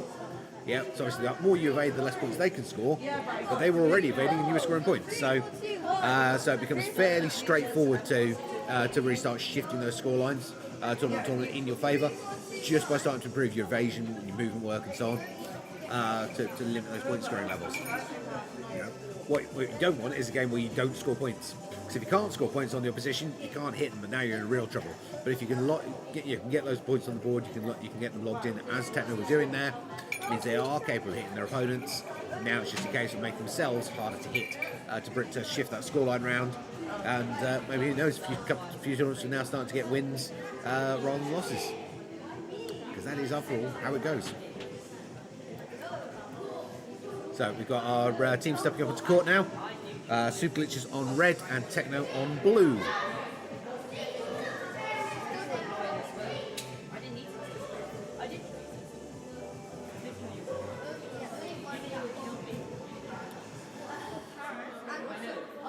So Super Glitches just getting kitted up. Bit of coaching advice as well before the game starts. Techno just getting themselves logged in and ready. So we've seen general sort of firepower builds, so that mix of sort of assassin and technician coming out from Techno in their games so far. Probably a reasonable safe bet they're going to go for something similar. We've seen a mix though between sort of firepower and shielding from Super Glitches. So let's see where they go with it this time. I mean, that heavy shielding tactic from Super Glitches could actually be enough against Techno. It needs quite a lot of focus and discipline to really hammer those shots into heavy duty shields, get rid of them quickly. Super Glitches use that shield tactic again and actually capitalise on it by getting their assassins up into position on it. They could make life very difficult for Techno.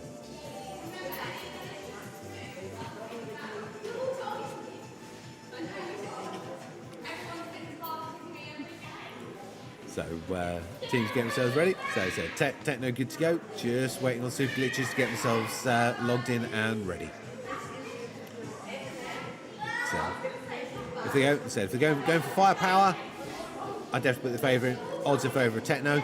If Super Glitches go for that heavy shield tactic though, and actually get their assassins into position to use those shields, there's every chance they could actually take this game against Techno. So let's see how well they can get their tactics and discipline together. Heavy shields are very useful. They're a huge advantage. Obviously, you can't be shot at. But if the other team have got technicians in place, if they've got that real team discipline for focus fire on the shields, they really do not stay up for very long. And all the Techno are looking good on their accuracy, their movement, their coordination as a team in terms of focus fire, like that to get rid of shields, doesn't necessarily seem to be there. So have to wait and see, obviously, for Super Glitches to realise that, and if they're going to stay with that heavy shielding tactic and try and maximise the opportunities from it.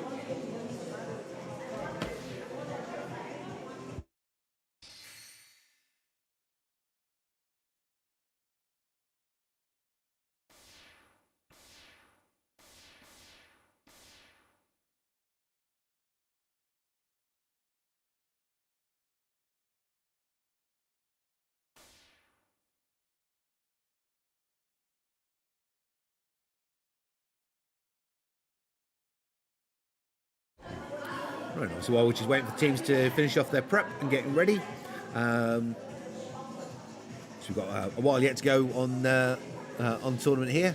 But if you're if the Brighton Cup hasn't finished you off fully satiated you on HADO watching, 4 o'clock on the UK HADO YouTube channel, we're kicking off the Coventry Arena Mixer Tournament. For those who don't know, a Mixer Tournament is random teams, so players join the tournament as individuals rather than as teams, and the teams are then randomly selected on the day.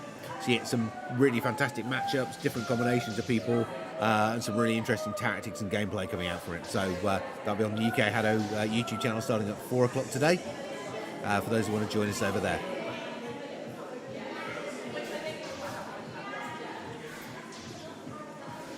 Also, on the UK HADO channel, we've got a challenge that was posted last night from one of the coaches at the HADO Coventry Arena, which is called the Bot Challenge. Because HADO allows you to put in AI-controlled training partners for you to work against. In the Bot Challenge, it's a single human player versus 3 AIs. You start off at the lowest setting, play them, and then move up the settings and see how far you can go before you lose. Worth checking out. But here we go, back to some matches. So Glitches have gone for that shielding tactic. Let's see if they can make it work for them. So first points on the board for Techno.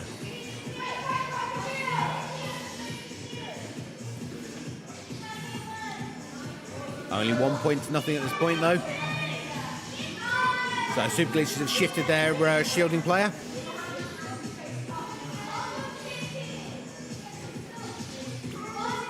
Unfortunately, the Super Glitch player on the close side there. Let your elbow drift out just a little bit during play. In order to have charge to fire shots, you do need to keep your arm vertical. If the arm drifts off the vertical, you stop gaining charge, which means you can't fire. But 5 points to 3 so far, so it is a 2-point lead to Techno, but the Super Glitches are keeping them within range here, just a 2-point difference now. 3-point difference. 4-point difference, 5. 4 points back to 4 now. So Super Glitch is starting to fight back a little. Nice cross shots going in there from Super Glitch. Techno though in control on this front side. 10 seconds remaining.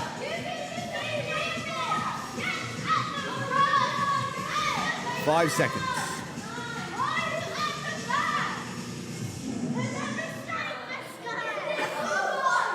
good work there from Super Glitch. 7 points to 11. It's really well organised. I think they managed to capitalise on those shields a little better. They could have really pushed Techno there.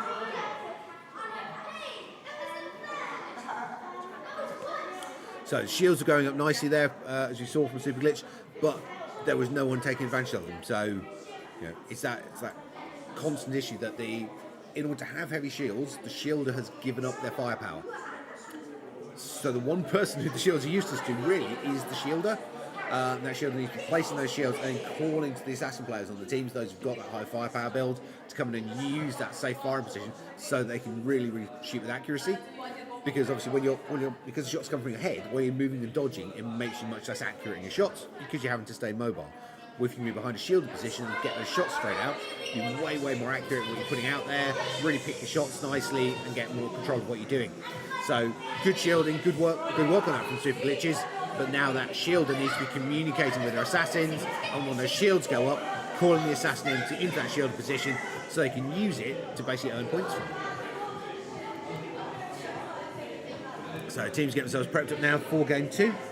There's only a 4-point difference in that previous game, and they said if the shielder had been communicating with their team and pulling an assassin into that shield position, I think that could have been a much closer game. So let's see what the teams go for in the second round. Whether Techno are going to assume there's going to be shield use from glitches and shift one of their players to a more technician-based role, or if Super Glitches go for something a little more random in their team makeup.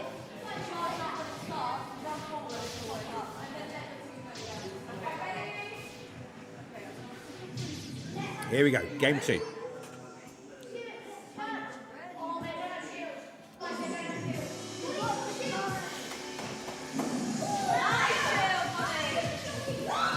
Okay, good heavy duty shield on that front edge there. Good shields on the centre line.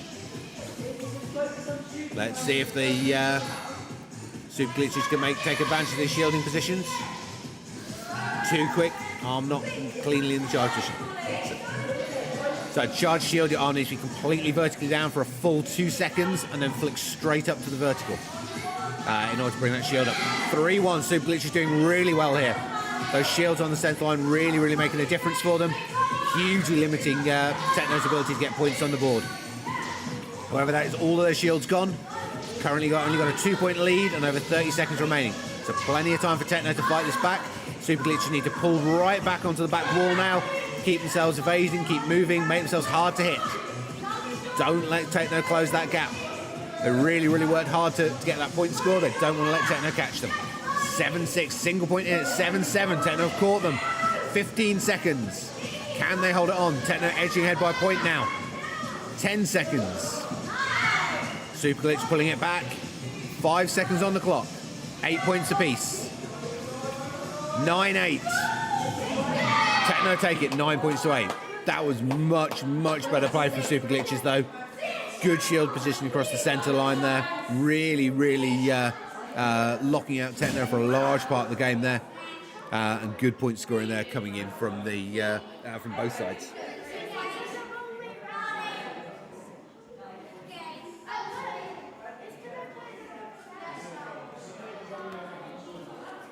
So it's Techno to step down, Super Glitches to stay on pitch on the red side.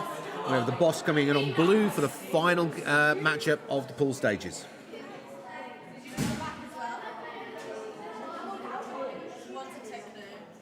So that's currently 4 match wins for IDK, 2 Rock Hoppers, 2 Boss, and 1 Techno.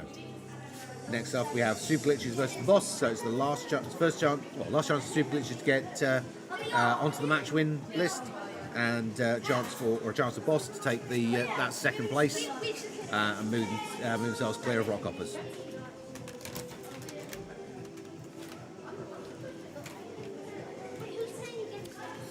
So last game now coming up of the pool stages, and then we'll be shifting through. So the 5th ranked team will drop out at the end of the pool stage, and we'll be moving through to semi-finals. Then between those top 4 teams, and then obviously off that Losing team in semi-finals will go to the third place playoff. Winning teams in semi-finals will go to the final here. With obviously with the teams placing in those first, second, third positions earning bonus ranking points towards their scores, as well as the ranking points that they're earning for each of these matches that they're winning during the course of the tournament. And once we've done some maths on that at the end, we'll be able to tell you where the different teams are currently sitting on the national scale. A lot of teams from here are going to be moving up to the southern regionals at the end of the month, where higher point scoring matches. We'd expect off there there'll be nice. We'll definitely have several of the Brighton teams positioned in that top 8 nationally, which will get them through to the UK National League, which starts in April. But it's only the top 8 ranked teams at that point that will be able to play in the National League setup. So these opening local and regional matches really important, because they're setting the scene for who's going to be able to get up and through and into those national games. Okay, teams getting ready courtside there. So again, Super Glitch on red and the Boss on blue. Here we go, game on. Heavy shielding again coming in from Super Glitch. It was working really well for him. Let's just see if straight targeting there of the Super Glitch shielder. Boss are fully aware of quite how difficult she's capable of making their lives. So once you know who the shielder is, if you can keep them knocked out of play, that's even better. Taking the shields down is great, but knocking them out so they can never put the shields up is even better.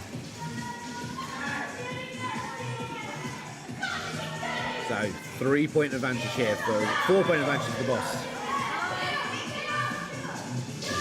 So Super Glitch really need to get those shields up. Layering the shields up in that front right corner, but there's neither of the Super Glitch assassins taking advantage of that shielding point yet. Just one more heavy duty shield left to go up. 6-point lead currently to the Boss. Super Glitch really need to get some points on the board here. Great evasion work from the Boss there on the back line though, making themselves super hard to hit. No, it's not very clear through the looking through the shield graphics, but the Boss performing really well there. 10 seconds remaining. 5 seconds. And that's a very controlling performance from the Boss in that first round. Excellent targeting and control of the red team shielder. Shields are advantageous. They're definitely something that helps Super Glitch a lot. But if you can take that shielder out of play so the shields never go up in the first place, that is your best possible outcome.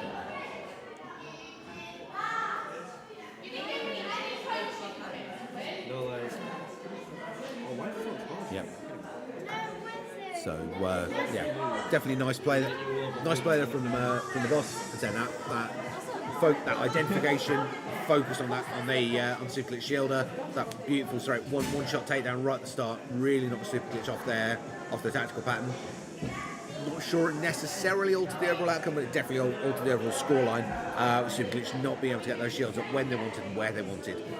Great pressure on Super Glitch shielder there, really stopping them getting that tactic into play. Be interesting to see if they look at shifting anyway. Ideally, as that shielder, trying to get the shield primed and ready when you're towards the back wall. Well, you've got dodging space and time, and whatever you do as you're coming up on that front line, do not go in a straight line. You need to have a bit of a serpentine to moving up. You need to be shifting body height possibly. Makes it hard to hit, because once they know you're that shielder, the other team are going to focus fire onto you. They don't want you to get those shields up and into play. Clearly, they give your team an advantage when you put them up into play.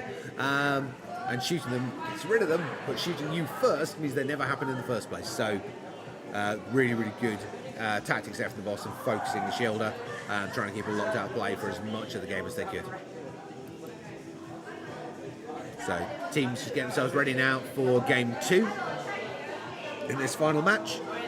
Bit of coaching and advice going in for Super Glitch before they get ready to face off against the Boss again.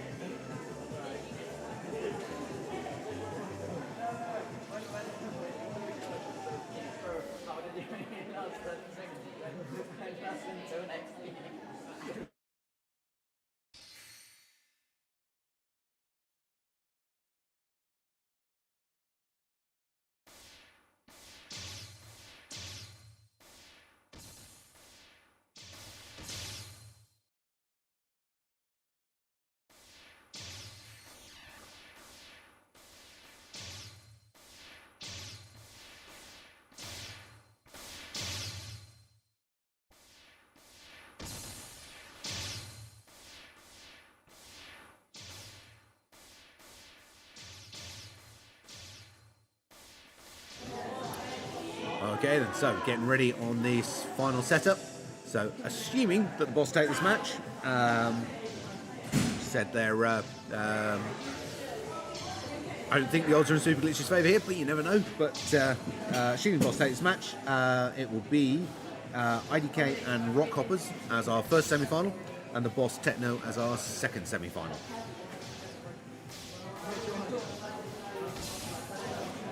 But let's see how it goes. Can Super Glitches cause an upset? Because as much as we like seeing the good teams win, having an upset is much more enjoyable viewing for the audience. So here we go. Yeah, so heavy shields in again for Super Glitches. Boss got a dropped technician in to really sort of punch their way through those shields. See that real barrage of shots coming in, and Super Glitch shielder taken out of play, and taken out of play again. Really, really heavy fire across the position. They are pretty much trying to keep her locked out for the whole thing here. Heavy, heavy focus fire coming on the shielder.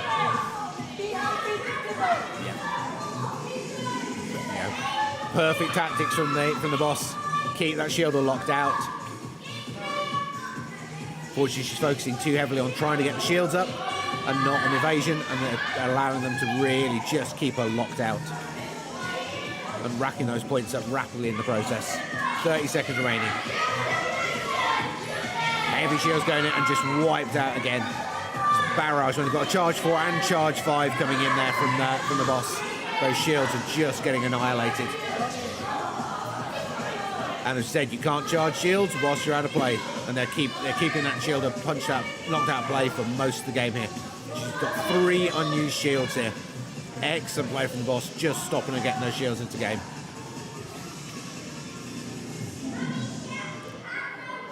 So brutal but highly effective tactics there from the boss. Absolutely locking down the Super Glitch shielder, preventing her getting into play or get those shields up at all. And without that cover fire, the teammates there just not able to get themselves up into decent firing positions either.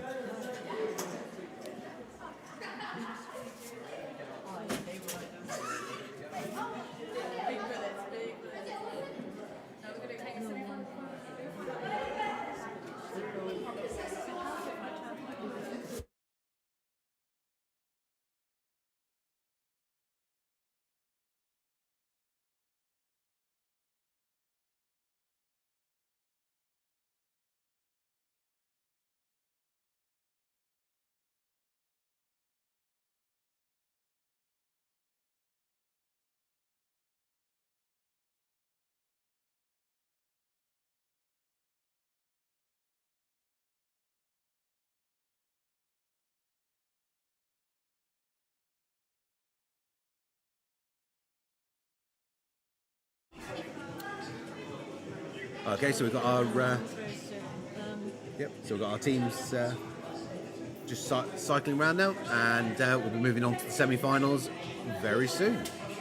I think just giving everyone a little bit of a breakdown, a little bit of a break while get a little refreshment to sort themselves out before we move on to the final 4 matches. So our first semi-final said is IDK versus Rock Hoppers. Our second semi-final will be the Boss versus Techno. Then obviously moving on to the third place playoff for the 2 losing teams in those matches, and then final for the winning team. Now, as you mentioned sort of in the brief at the start, we have a thing this season called HADO ranking points. This is the same they have out in Japan on the Japanese circuit. This allows basically teams over the course of the season to accumulate ranking points from both local, regional and national matches, and allow us to get a big comparison. So in the UK, we've got teams spread all the way from Brighton up to Newcastle at the moment. We're hoping to get Scottish teams, Welsh and Irish teams on board very soon as well. So that geographic spread of teams is getting larger and larger, which means that outside of some of our real major matches, it's quite difficult for the teams to compete against each other and to compare each other. So what we've brought in a system where the matches that you win at these different levels earn ranking points for your team, and it's that ranking point total as you go through the season that builds us an overall setup for the country and allows teams to compare themselves against each other for where they are and how things are going on. So at a local match level, which is what we're playing today here in Brighton, each match you win, so each best of 3 setup is worth 1 ranking point. And then as we go through that to the score up the listing here. As you go through that, then into the different categories, so first, second, and third place. That's where you start picking up bonus points, and those bonus points then really do start to jump your head on those top positions. So, because we are on a local setup for today, so the first place team is going to gain a 15 bonus points, second place 10, and third place 5. So, for example, if the winning team was IDK, obviously statistically it's in their favour, but obviously Boston Rock Hoppers have both shown that they're in mood to cause upsets today, so who knows. But if they did, they'd win their semi-final and their final, so 6 matches overall, with 6 ranking points, and then 15 bonus points for first place. So they end this match with 21 ranking points towards their team total. Now, what does that mean in terms of, where that would then put you? So at the moment, we've had a number of matches played. So there's some teams that played more matches and higher grade. So if they were there, so 21 points, that would move them immediately into 8th place nationally. So already into that top 8, which is where they need to be for National League.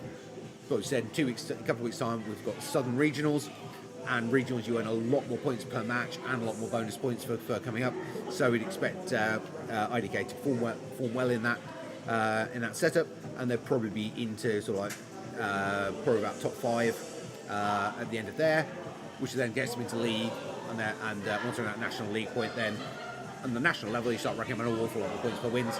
So we'd expect the Brighton teams to then start shifting much higher towards the top of the table, and going on the 2023 and earlier season performances, IDK most probably to move themselves up to the top of that table as we go through the season. Currently, Sinja at the top of that table, and they're going to put a lot of work into trying to stay there. But you've got to win the games, so we'll see how they go. But teams here now get themselves ready, just a little bit of rest and recovery before they shift in. And we will get this up and running for these semi-finals very soon. We've got a whole load of stuff going on. UK HADO website has got a whole section on tournaments now. If you want to go and look at that, that tells you basically after each tournament I'll get updated. That'll show you all the ranking points for the UK teams. It'll show you where they're currently on that standing as well. The top 8 teams will be playing in the national leagues, and the national leagues kick off in April for the first round of those. There'll be 3 rounds of national league through the year. And then the top 16 teams overall will be the teams that are then in the UK Championships, which will be in November. And that will go through to our big cup tournament, taking us through to our crowning our 2024 UK champions.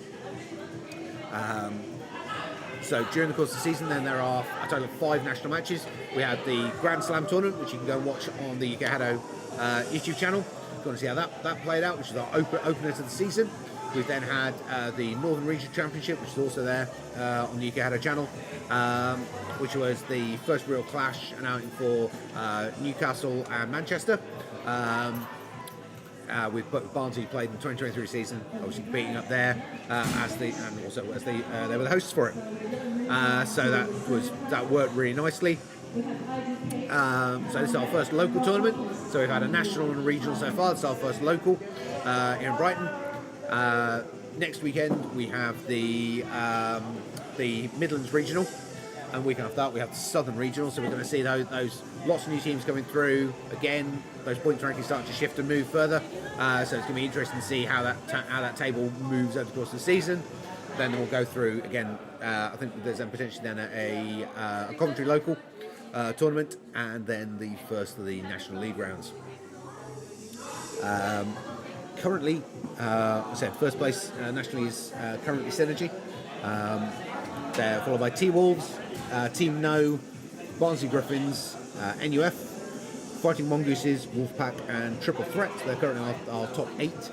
those who said there's a assuming that IDK are the team, for example, that win today, they would immediately take that 8th place from Triple Threat, and that's before they've gone through to play the regional in 2 weeks' time, where there's a much higher, there's both higher points per match and higher bonus points for winning as well. So we're going to expect over the course of this month to see that ranking position table really start to shift and move as the London Brighton teams start making their way into that scoring table. So make sure you come and watch. It's going to be really interesting to see how the season pans out and where it goes to. Obviously, across the course of the season, I think there's going to be roughly somewhere in the region of around 40 sanctioned matches.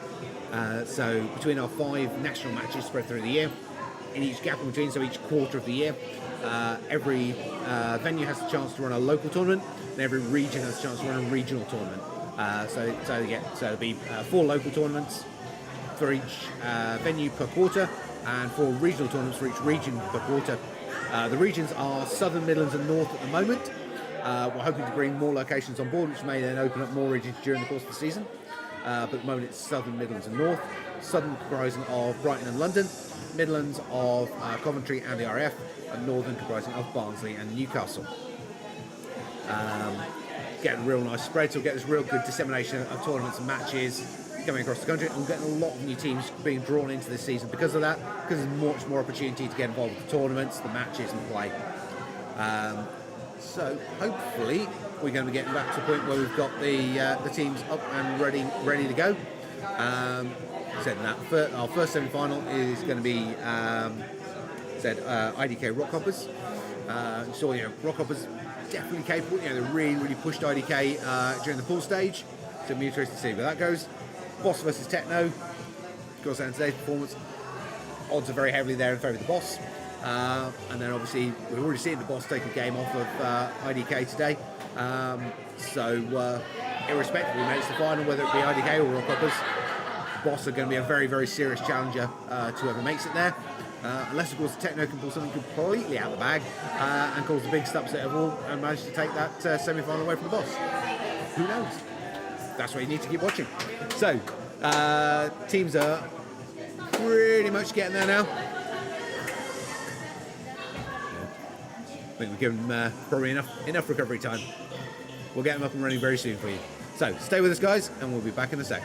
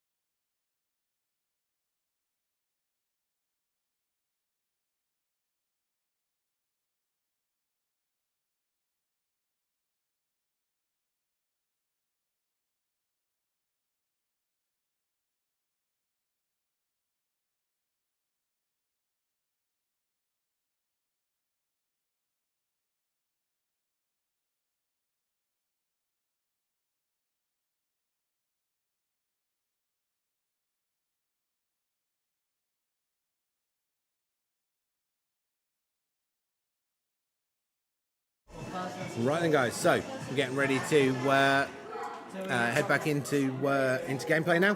So the first semi-finals. So this is the first place pool team versus the third place pool team. So that is IDK versus Rockhoppers. And then the second semi-final is the second place pool team versus the fourth place pool team. So that is the Boss versus Techno.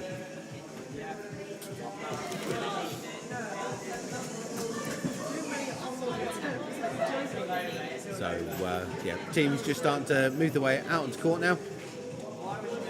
Have the get the court cameras up and running very soon. So that first matchup today, really good play from Rockhoppers, really putting a lot of pressure on IDK. Very close set of games between the two teams. Be interesting to see, can Rockhoppers do that again? Can they even push this and look at taking the game? Rockhoppers, as we said before, they're capable of it. The significant weight of wins is definitely in the favour of IDK, but Rockhoppers have taken games off them before. They've really pushed them during the pool stages today. It's not, statistically you've got to say it's in IDK's favour, but it's absolutely not a done deal. Rockhoppers are 100% capable of causing an upset here. So this is going to be a very interesting match to see how it plays through. Right, here we go.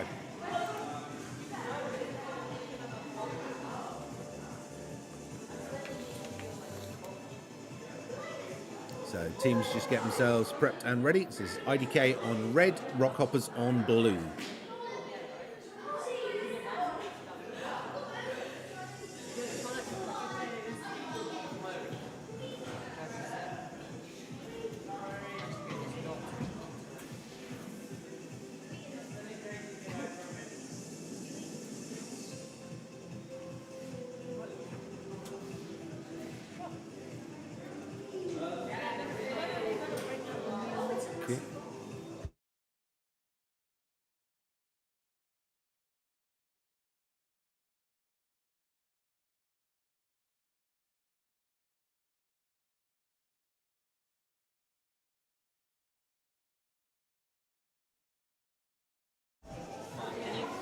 So players just get themselves getting their tech sorted out and ready for game.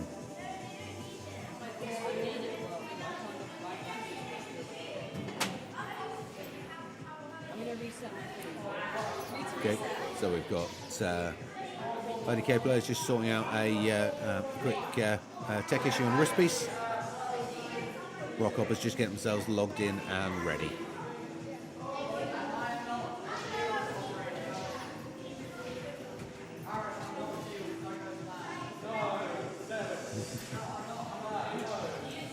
Quick bit of banter going back and forth between the teams.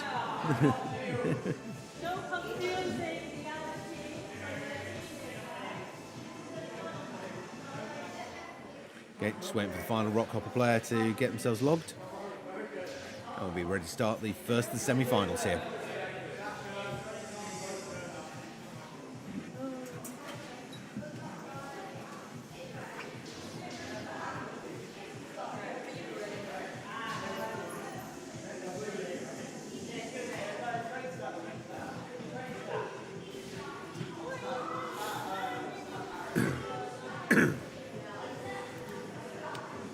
Okay, just sorting out a couple of elements quickly on headsets.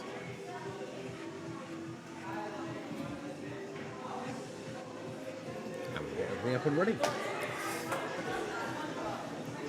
So, saying, hopefully, we're going to see, well, we're definitely going to see a really good game. Who knows how it's going to go though, whether or not Rockhoppers are capable of repeating or put greater pressure on than we saw in that first match during the pool stages. Can they actually take a game from IDK here? Not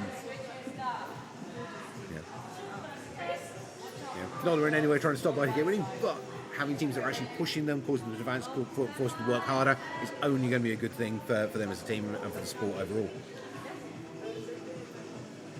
So I think we're just waiting on our final Rockhoppers player, and we are in and good to go. Here we go. Game one. Okay, so aggression both sides.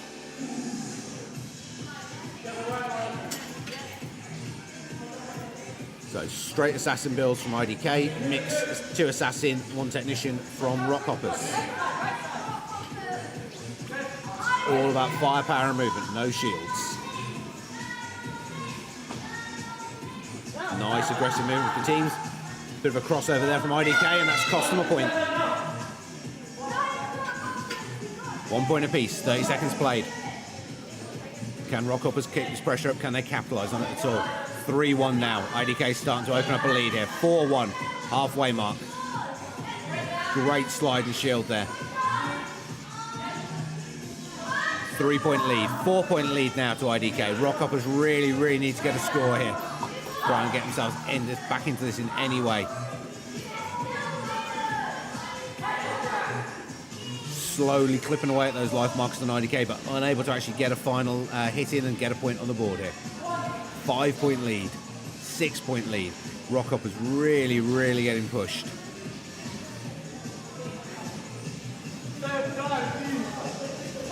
Look very... Yeah.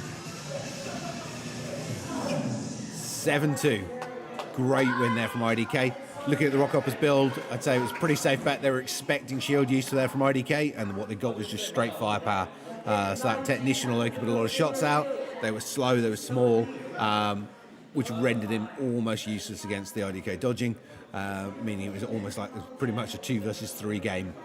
It's a very hard matchup there for Rockhoppers. As ever, you never know your opponent's stats until you start the game. It was a gamble. And unfortunately, well, they did not win that time round. But that is game 1 of best of 3. Let's see what they go for in the next round. You know, are we going to see that firepower again from IDK, or are they going to effectively call the Rockhoppers bluff and shift up to shields this time round? And which coin toss option are Rockhoppers going to go with? All right, let's see where they go. So. We know the team. We know Rockhoppers are capable of this, but they chose badly on the stat set there. In game 1, guessed wrong on the IDK tactics. See where they get to in game 2. Well, definitely got fast shots coming in from the side there from Shadowball and Ghost. Paris being cagey about his build. There we go, no shields again, and Rockhoppers have gone for a technician player. So it's going to be hard. They were gambling on IDK going shields.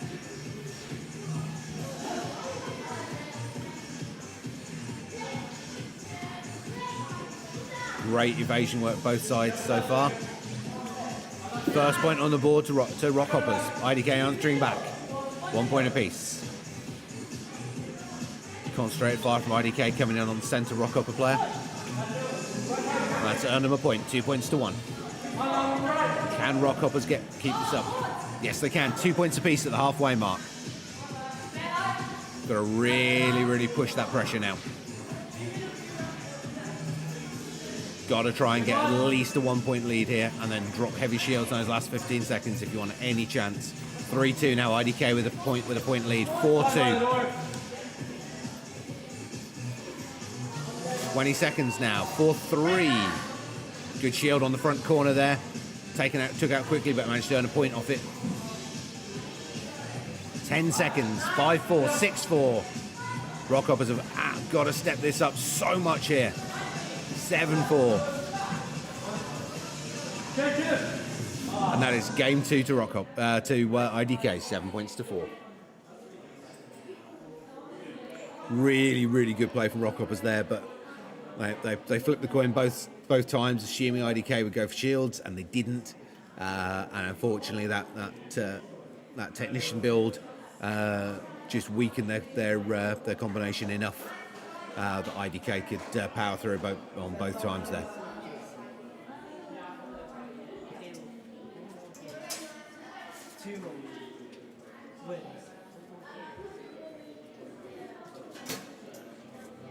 So, excellent play there from IDK. Said it was coin flip on the stat builds there from Rock Hoppers both times, and both times they chose wrong, expecting to see a shielder and got firepower instead.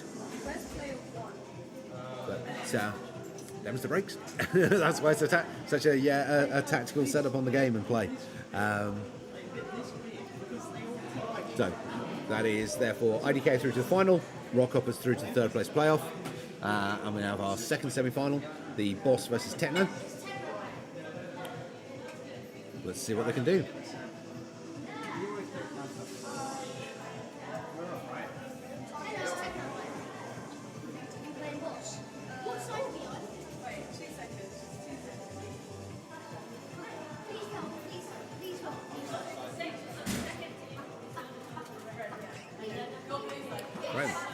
Sorry, lots of messages coming through. So getting ready now for our second semi-final, which is, we said, Boss versus Techno. Techno really need to pull something out of the bag here if they're going to get the win. So, as ever, if you're up against a team who are stronger in their playstyle and format, you might as well go for something crazy, because why not? It might just work.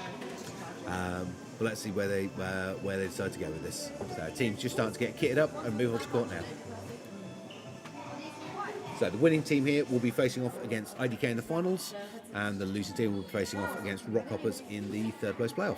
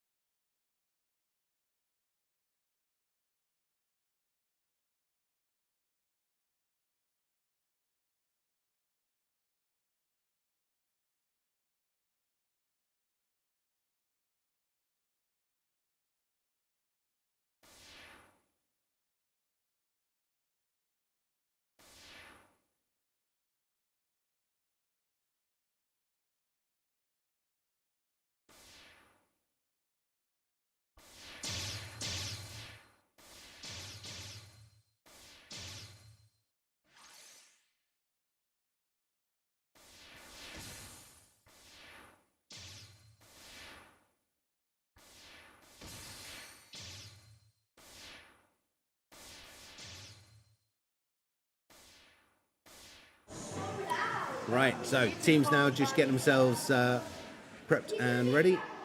So all 6 of our players now logged. So Boss on red, Techno on blue for our second semi-final. Here we go.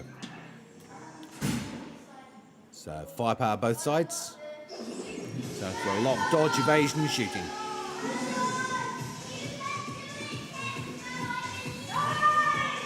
Clean shot there on the far side from the Boss. 3 points to nothing straight off the bat. 4-0.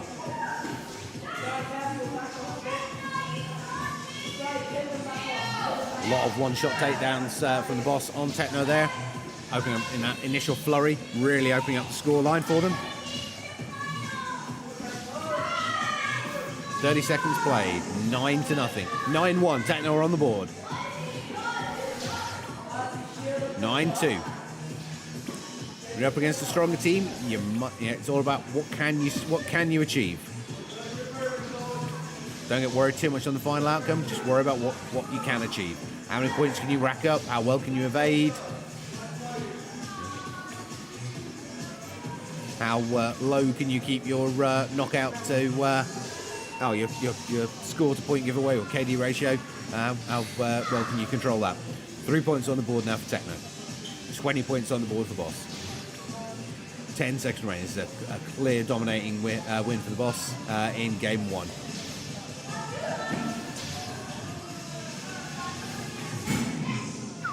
$24 points to 3. So that opening sequence you can see on the time scale there, that first sort of 20 seconds, really dominant for the Boss. Whole series of one-shot takedowns that absolutely put Techno on the back foot, and they never had a chance really to get back into the game from there on out.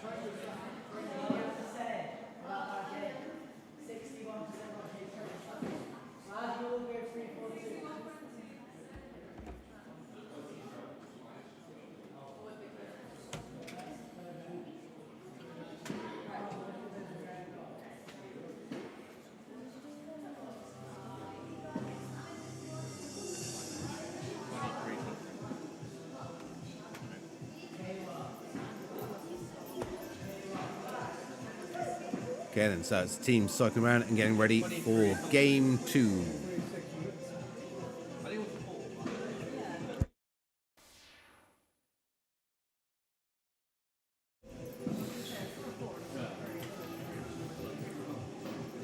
Okay, so Boss just having a quick tactical discussion, just sorting out their stats there. Techno on a last-minute chat as well. Given how low the charge rates were on the Boss team, shield or even a double shielder format from Techno could cause a fair bit of chaos for them. So let's see if they've spotted that opportunity, or whether they're just going try and match that firepower and dodge again as they did in game 1.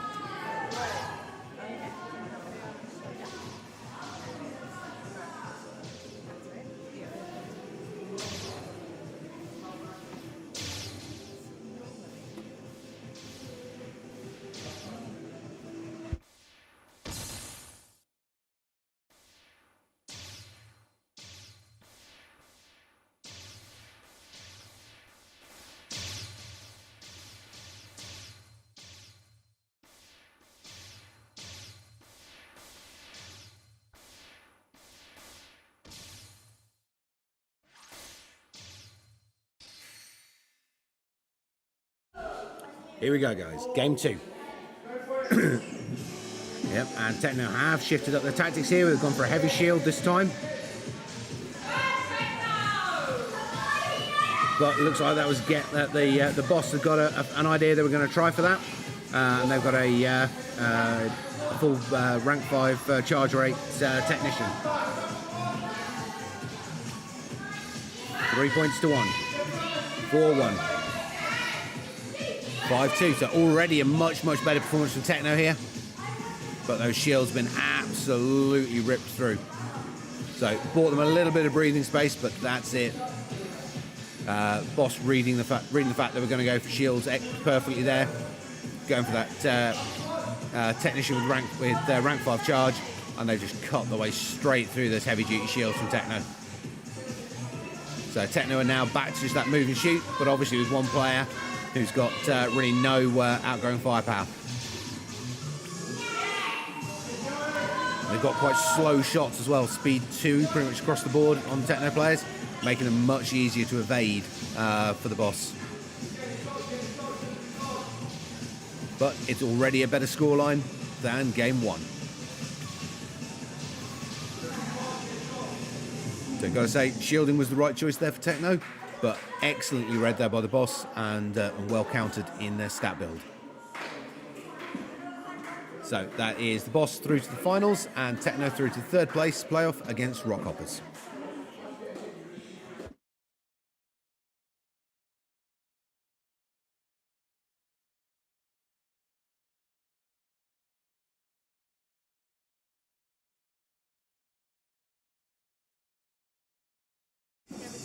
So moving into the final 2 matches here.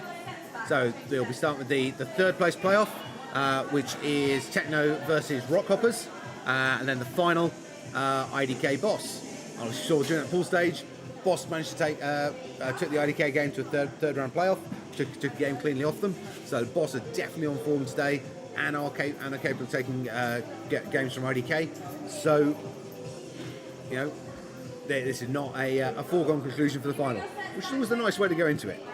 Obviously, odds are in IDK's favour, but absolutely not a foregone conclusion for them to take this one. So it'd be interesting to see if the Boss can manoeuvre an upset here. But teams now getting ready for that 3rd place playoff. So Rockhoppers versus Techno for the 3rd place playoff.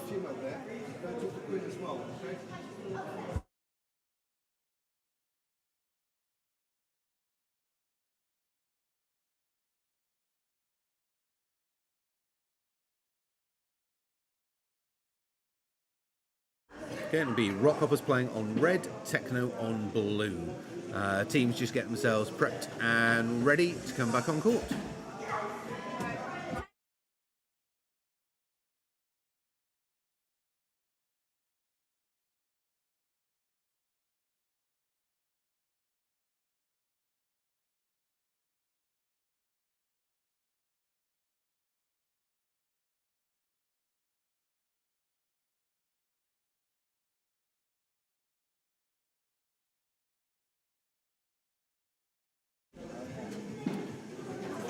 Okay, so teams just quickly swapping gear over and getting ready to head out onto court. So, Rock Hoppers versus Techno. So it'd be interesting to see what Techno go with. They jumped at their tactics there against the boss. Unfortunately for them, the boss read it well in that semi-final and managed to counter it. But it does show they're capable of innovation, changing their tactics. Obviously, they train against Rock Hoppers here in Brighton on a regular basis, and they've seen how they're playing so far this tournament. Interesting to see what they choose to try and throw against them.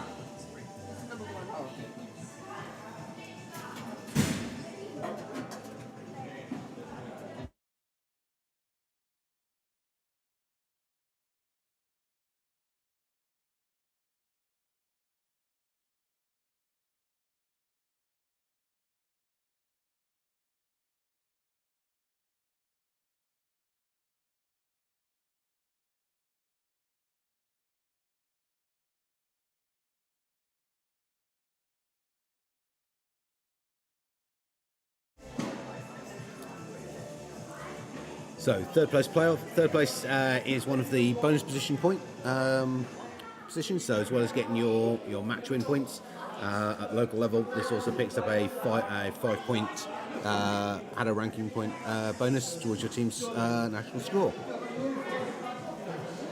So at this point, Rock Hoppers have 2 match wins under the belt, so they currently have 2 ranking points.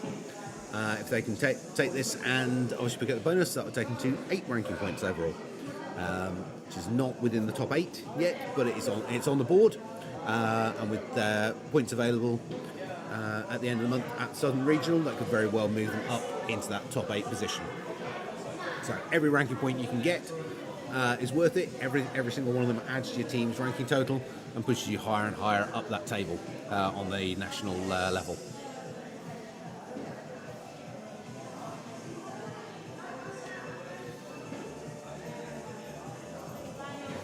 Yep, so just waiting for the players to finish getting themselves logged in. So the headsets the players wear, they track off the artwork on those banners at either side of the pitch. They just need to get nice clean views and just lock the tracking in, and that lets them be able to the system follow them as they move around the court.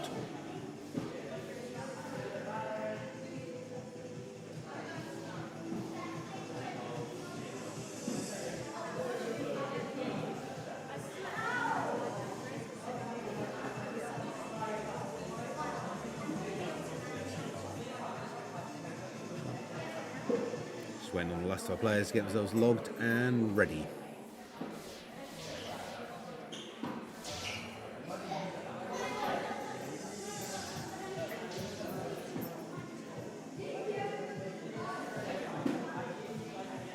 So it's 2 Rock Hoppers, 1 Techno so far.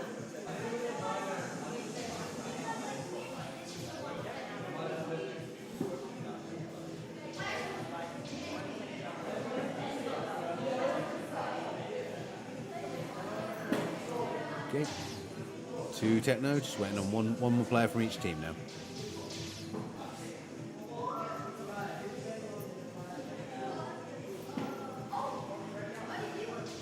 Okay, so there's all of our Rock Hoppers players in, waiting for our final Techno player to join to get themselves logged, and we'll get this third place playoff underway.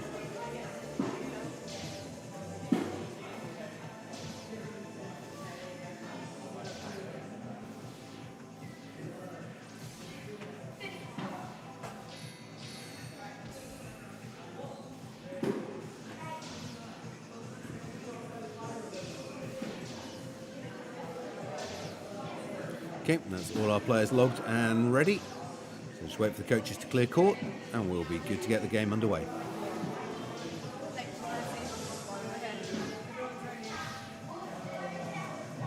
Here we go, game on. Heavy shields from Techno, and so Rock Hoppers have read it well, and they've got a rank 5 technician in there to start punching their way through those shields. Layering the shields up there. For Techno, 1 point apiece. Got to get better use out of those shields. Cut through really rapid. That's 20 seconds played. They're already on the 3rd shield. fourth shield just gone up there from Techno. Still holding up 2-1 now. Rockhoppers just a single point lead. And that is all of the Techno shields up and gone. So 2 points apiece, halfway time, but no more shields for Techno. Nice casual shield position up on the front line there. Techno just allowing that shield to just stay in position, which is really dangerous. 7-5 here to Rockhoppers. That was a much closer game than I was expecting it to be, seeing the stat builds there. The Techno managed to hold on to that really well, even though they burned through so many shields early on. I think it gave them quite a lot of confidence to stay in the game, meant Rockhoppers didn't start to run away with the point score in any way, and kept them in there all the way through to the end. Great play from Techno there against the much more experienced team.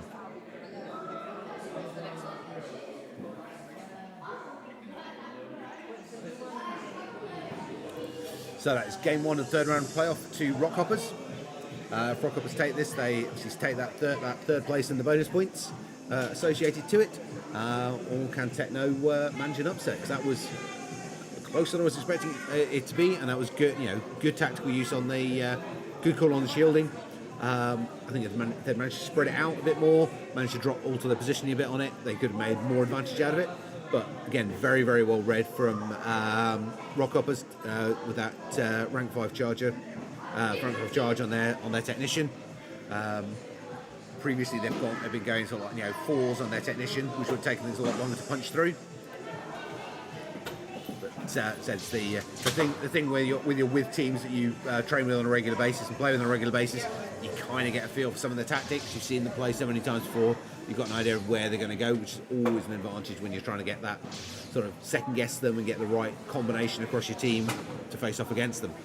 So, are Techno going to go shields again, or are they going to sort of gamble and go firepower and assume that Rockhoppers will go for another high charge technician?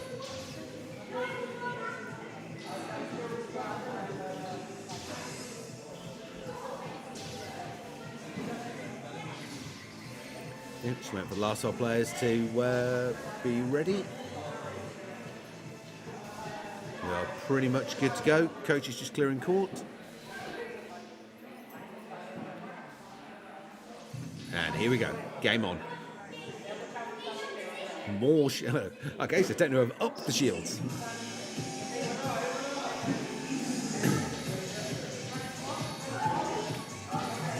Layering up in the shields in that back wall there. First points on the board though to Rockhoppers. Techno need to get some points on the board here. If you're going to use those shields, you've got to capitalise on it. You've got to earn something from them. Otherwise, it's a lot of stat points that have been burned for no benefit. Shields so far, all they do is holding Rockhoppers off. Huge barrage coming in from Rockhoppers. Still holding them away, but Techno needs to get on the scoreboard here. Halfway mark, 1-0, 2-0. That's the last of the Techno shields gone. Rockhoppers starting to rack up the points now. Techno using those shields to slow the Rockhoppers down, but they didn't manage to gain any advantage from them. All it did was slow the Rockhoppers down. 20 seconds remaining now, 7 points to 1.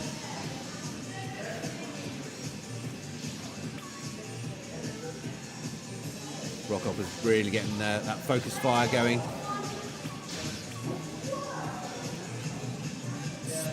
Nice ground movement and evasion there from Rockhoppers, making themselves really hard to hit on that back wall. And that is a controlling win in the second game there, 13 points to 2. I mean, the shielding tactic from, as you can see from the score setup there on the chronology, the shields from Techno, they held Rockhoppers off, they slowed the rate of fire down, but Techno weren't actually able to capitalise them on it in any way and gain any real benefit from them other than slowing down the speed at which Rockhoppers were able to earn points. So unfortunately, if you're going to choose shields, you've got to get a benefit out of it. It's not enough just to slow down the other team. You need to be earning points from those basically protected firing positions. Otherwise, it's just not enough. The payback in terms of what you get for having given up points to that finite resource compared to what you could have had you had charge rate or speed on your shots instead. You can't afford to just use it to slow down the scoring rate of the other team. You have to use it to create yourself clear defender positions that you are earning points from by being able to snipe cleanly from those shooting points. And unfortunately, Techno weren't able to do that in that game. So that is Rockhoppers taking the third place and the 5 bonus points that go with it. And we're moving on to the final. So IDK versus the Boss. We saw Boss took a game of IDK in the pool stages, taking to a third place playoff. Very, very close play between the two teams. Interesting to see where it goes. So IDK are going to be coming out all guns blazing. They're not going to want to let Boss get another game on them. However, Boss have also got an awful lot of confidence under the belt because they took a game off of IDK. So where this ends up is going to be very interesting to see.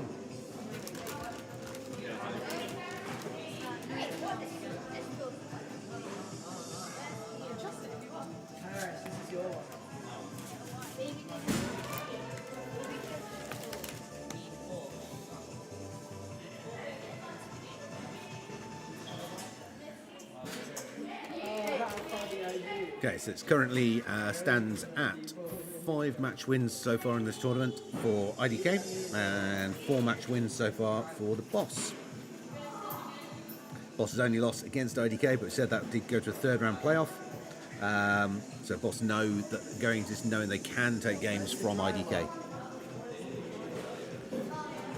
So though, if we're looking at past performance, the odds are in favour of IDK. However, Boss absolutely shown they're on form today and are capable of and have the capacity to cause an upset.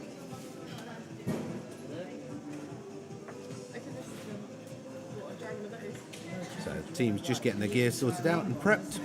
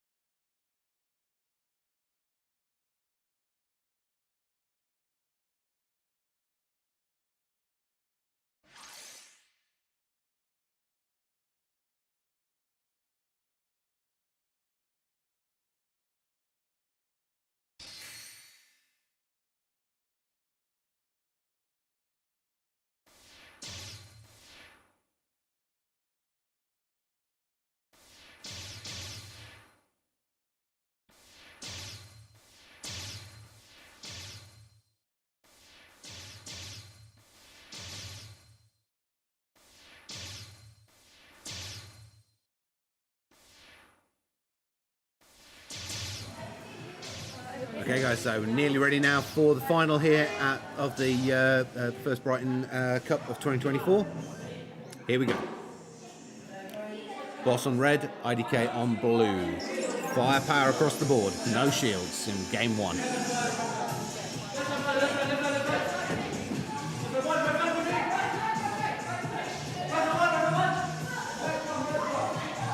Good evasion. Points on the board for both sides, 1 point apiece. 2-1 for a Boss. 20 seconds played. Great evasion work from both sides here. 3-1 now. Boss with a 2-point lead, 3-point lead for the Boss. 4-2 coming up on the halfway mark. Good shield point there in the centre point from Boss, just breaking up that counter-attack flurry from IDK. 2-point lead still for the Boss. Coming in, 30 seconds. 4-point lead for the Boss, 30 seconds remaining.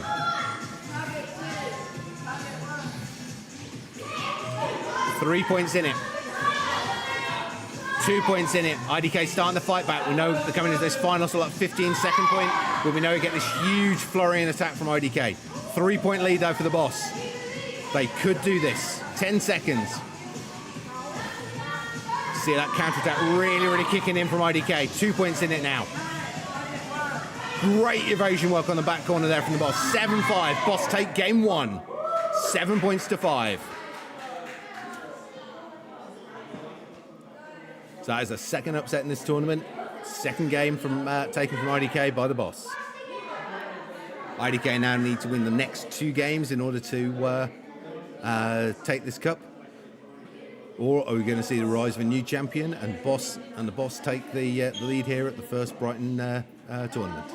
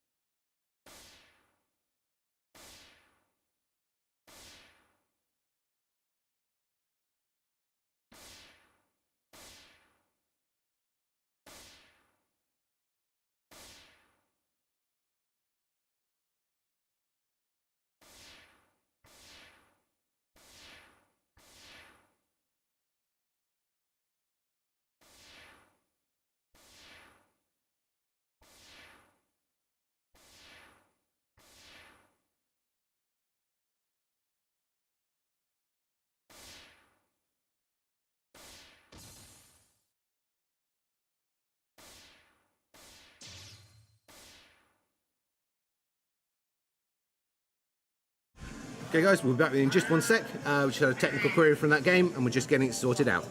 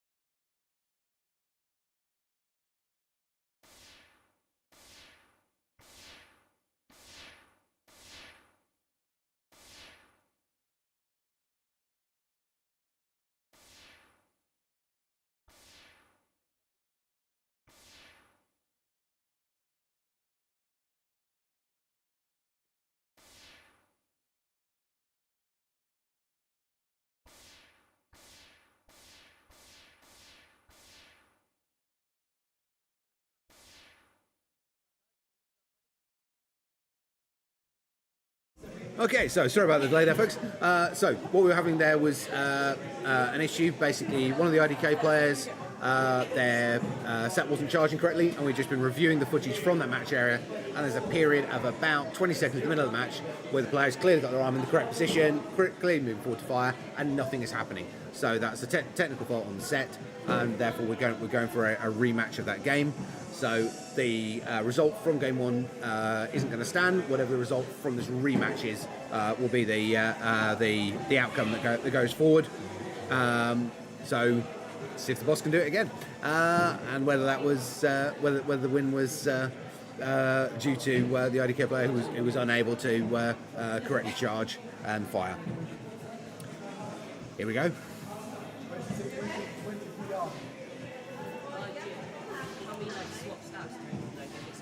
Yes.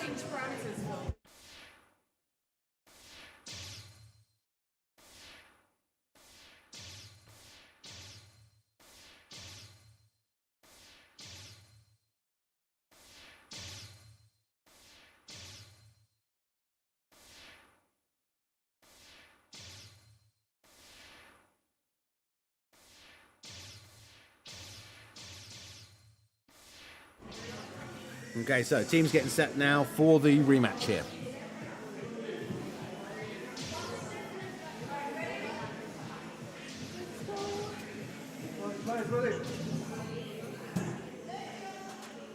Okay, so firepower again.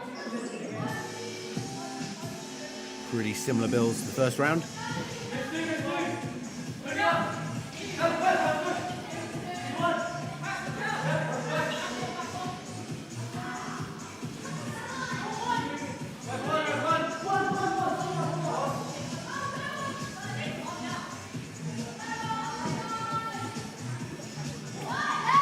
First point on the board for the boss.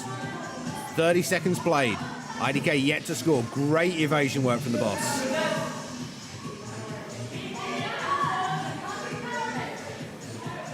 Coming on the halfway mark. IDK on the scoreboard now. 1 point apiece. Great response from boss, and IDK answering straight away. 2 points apiece now. IDK edging with a point. Can the boss pull it back up?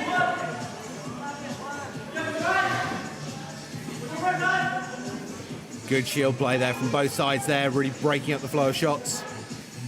20 seconds remaining. IDK now with a 2 point lead. Going to this final 15 seconds. Expect that big acceleration again from IDK. 10 seconds remaining, 3 points in it now.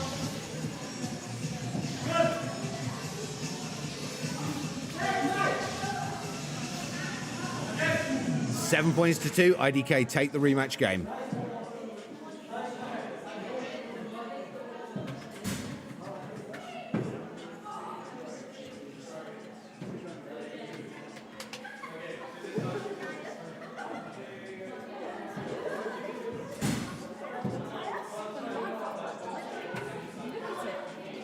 So that is game 1 to IDK after that, after the reset for the rematch. And we'll be shifting through now to the second game here of the Brighton Cup final. So boss need to win the next 2 games to take this tournament. IDK just need to win either of the next 2 games to take the tournament. So pressure very much on the boss now. Obviously that elation from taking that first game. Unfortunately, there was a verifiable technical issue, so which is why we needed to have that replay. And IDK happily taking the win on the replay. See what the boss are going to do here. Whether they're going to change up tactics in any way, shift the stat sets round, try anything new, or whether they're just going to go with what they know and what they do, because they do it well. But obviously. A little bit on the back foot now after having to have that replay of game 1. Here we go. Team's getting prepped and ready.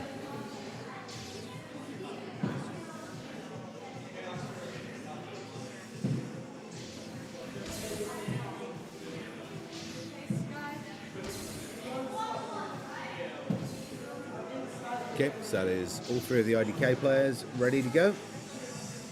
Just waiting for the final boss player to input their stats and be good to go.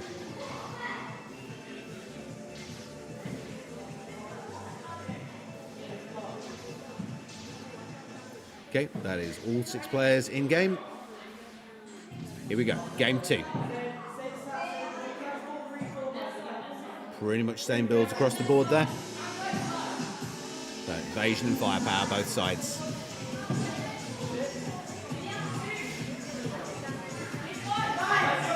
First point on the board for IDK. Second point for IDK.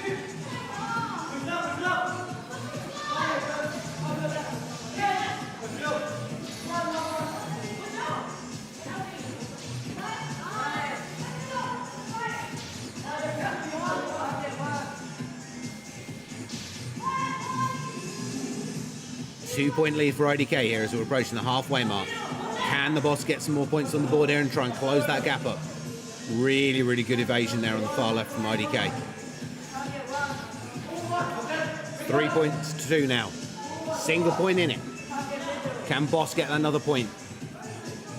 Going to keep IDK within range. Coming into the final quarter now. IDK with another point on the board. 3 points difference now. 4 points difference, 15 seconds remaining. 10 seconds.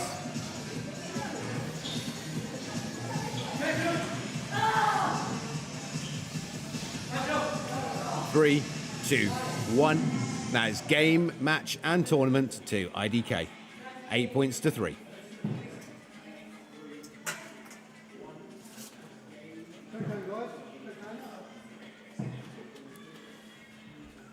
So that was really well played, both sides.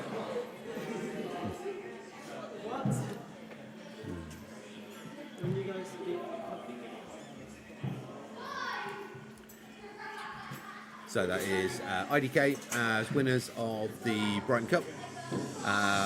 That's Boss taking 2nd place and Rock Hoppers taking 3rd place.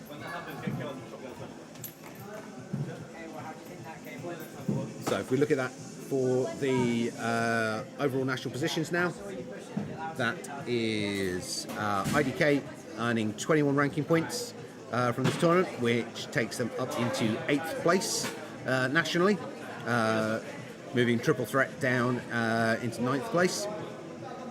That is 14 points, I believe, for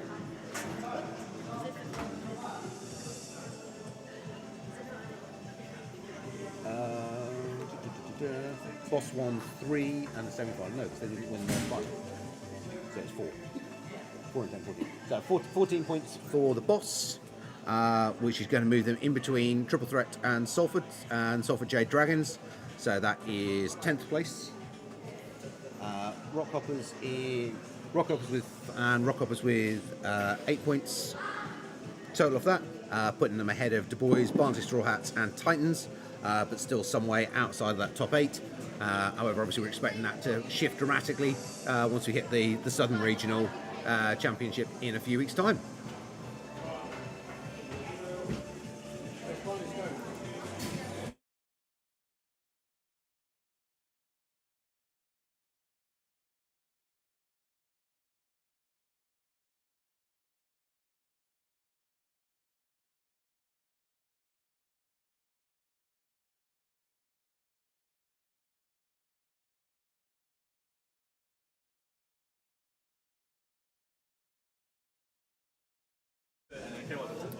Okay, so obviously we've got lots more tournaments coming up across the UK. We've got that Southern Regional coming up in a couple of weeks' time in London, where the Brighton teams will be on court again, but this time with a whole nother mix of teams in there with them.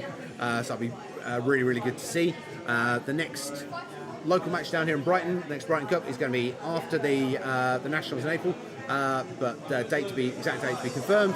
Obviously, make sure you look at keep an eye on their socials to see when that's going to go out, and that'll also get announced out on the UK HADO socials and be on the UK HADO website for the tournament calendar as we go forwards. So, hope you enjoyed the matches today, and we'll see you soon for more HADO. Obviously, if you're interested in watching more matches today, 4 o'clock we have the Mixed Cup starting at HADO Coventry, and that will be available on the UK HADO channel live as that tournament goes on.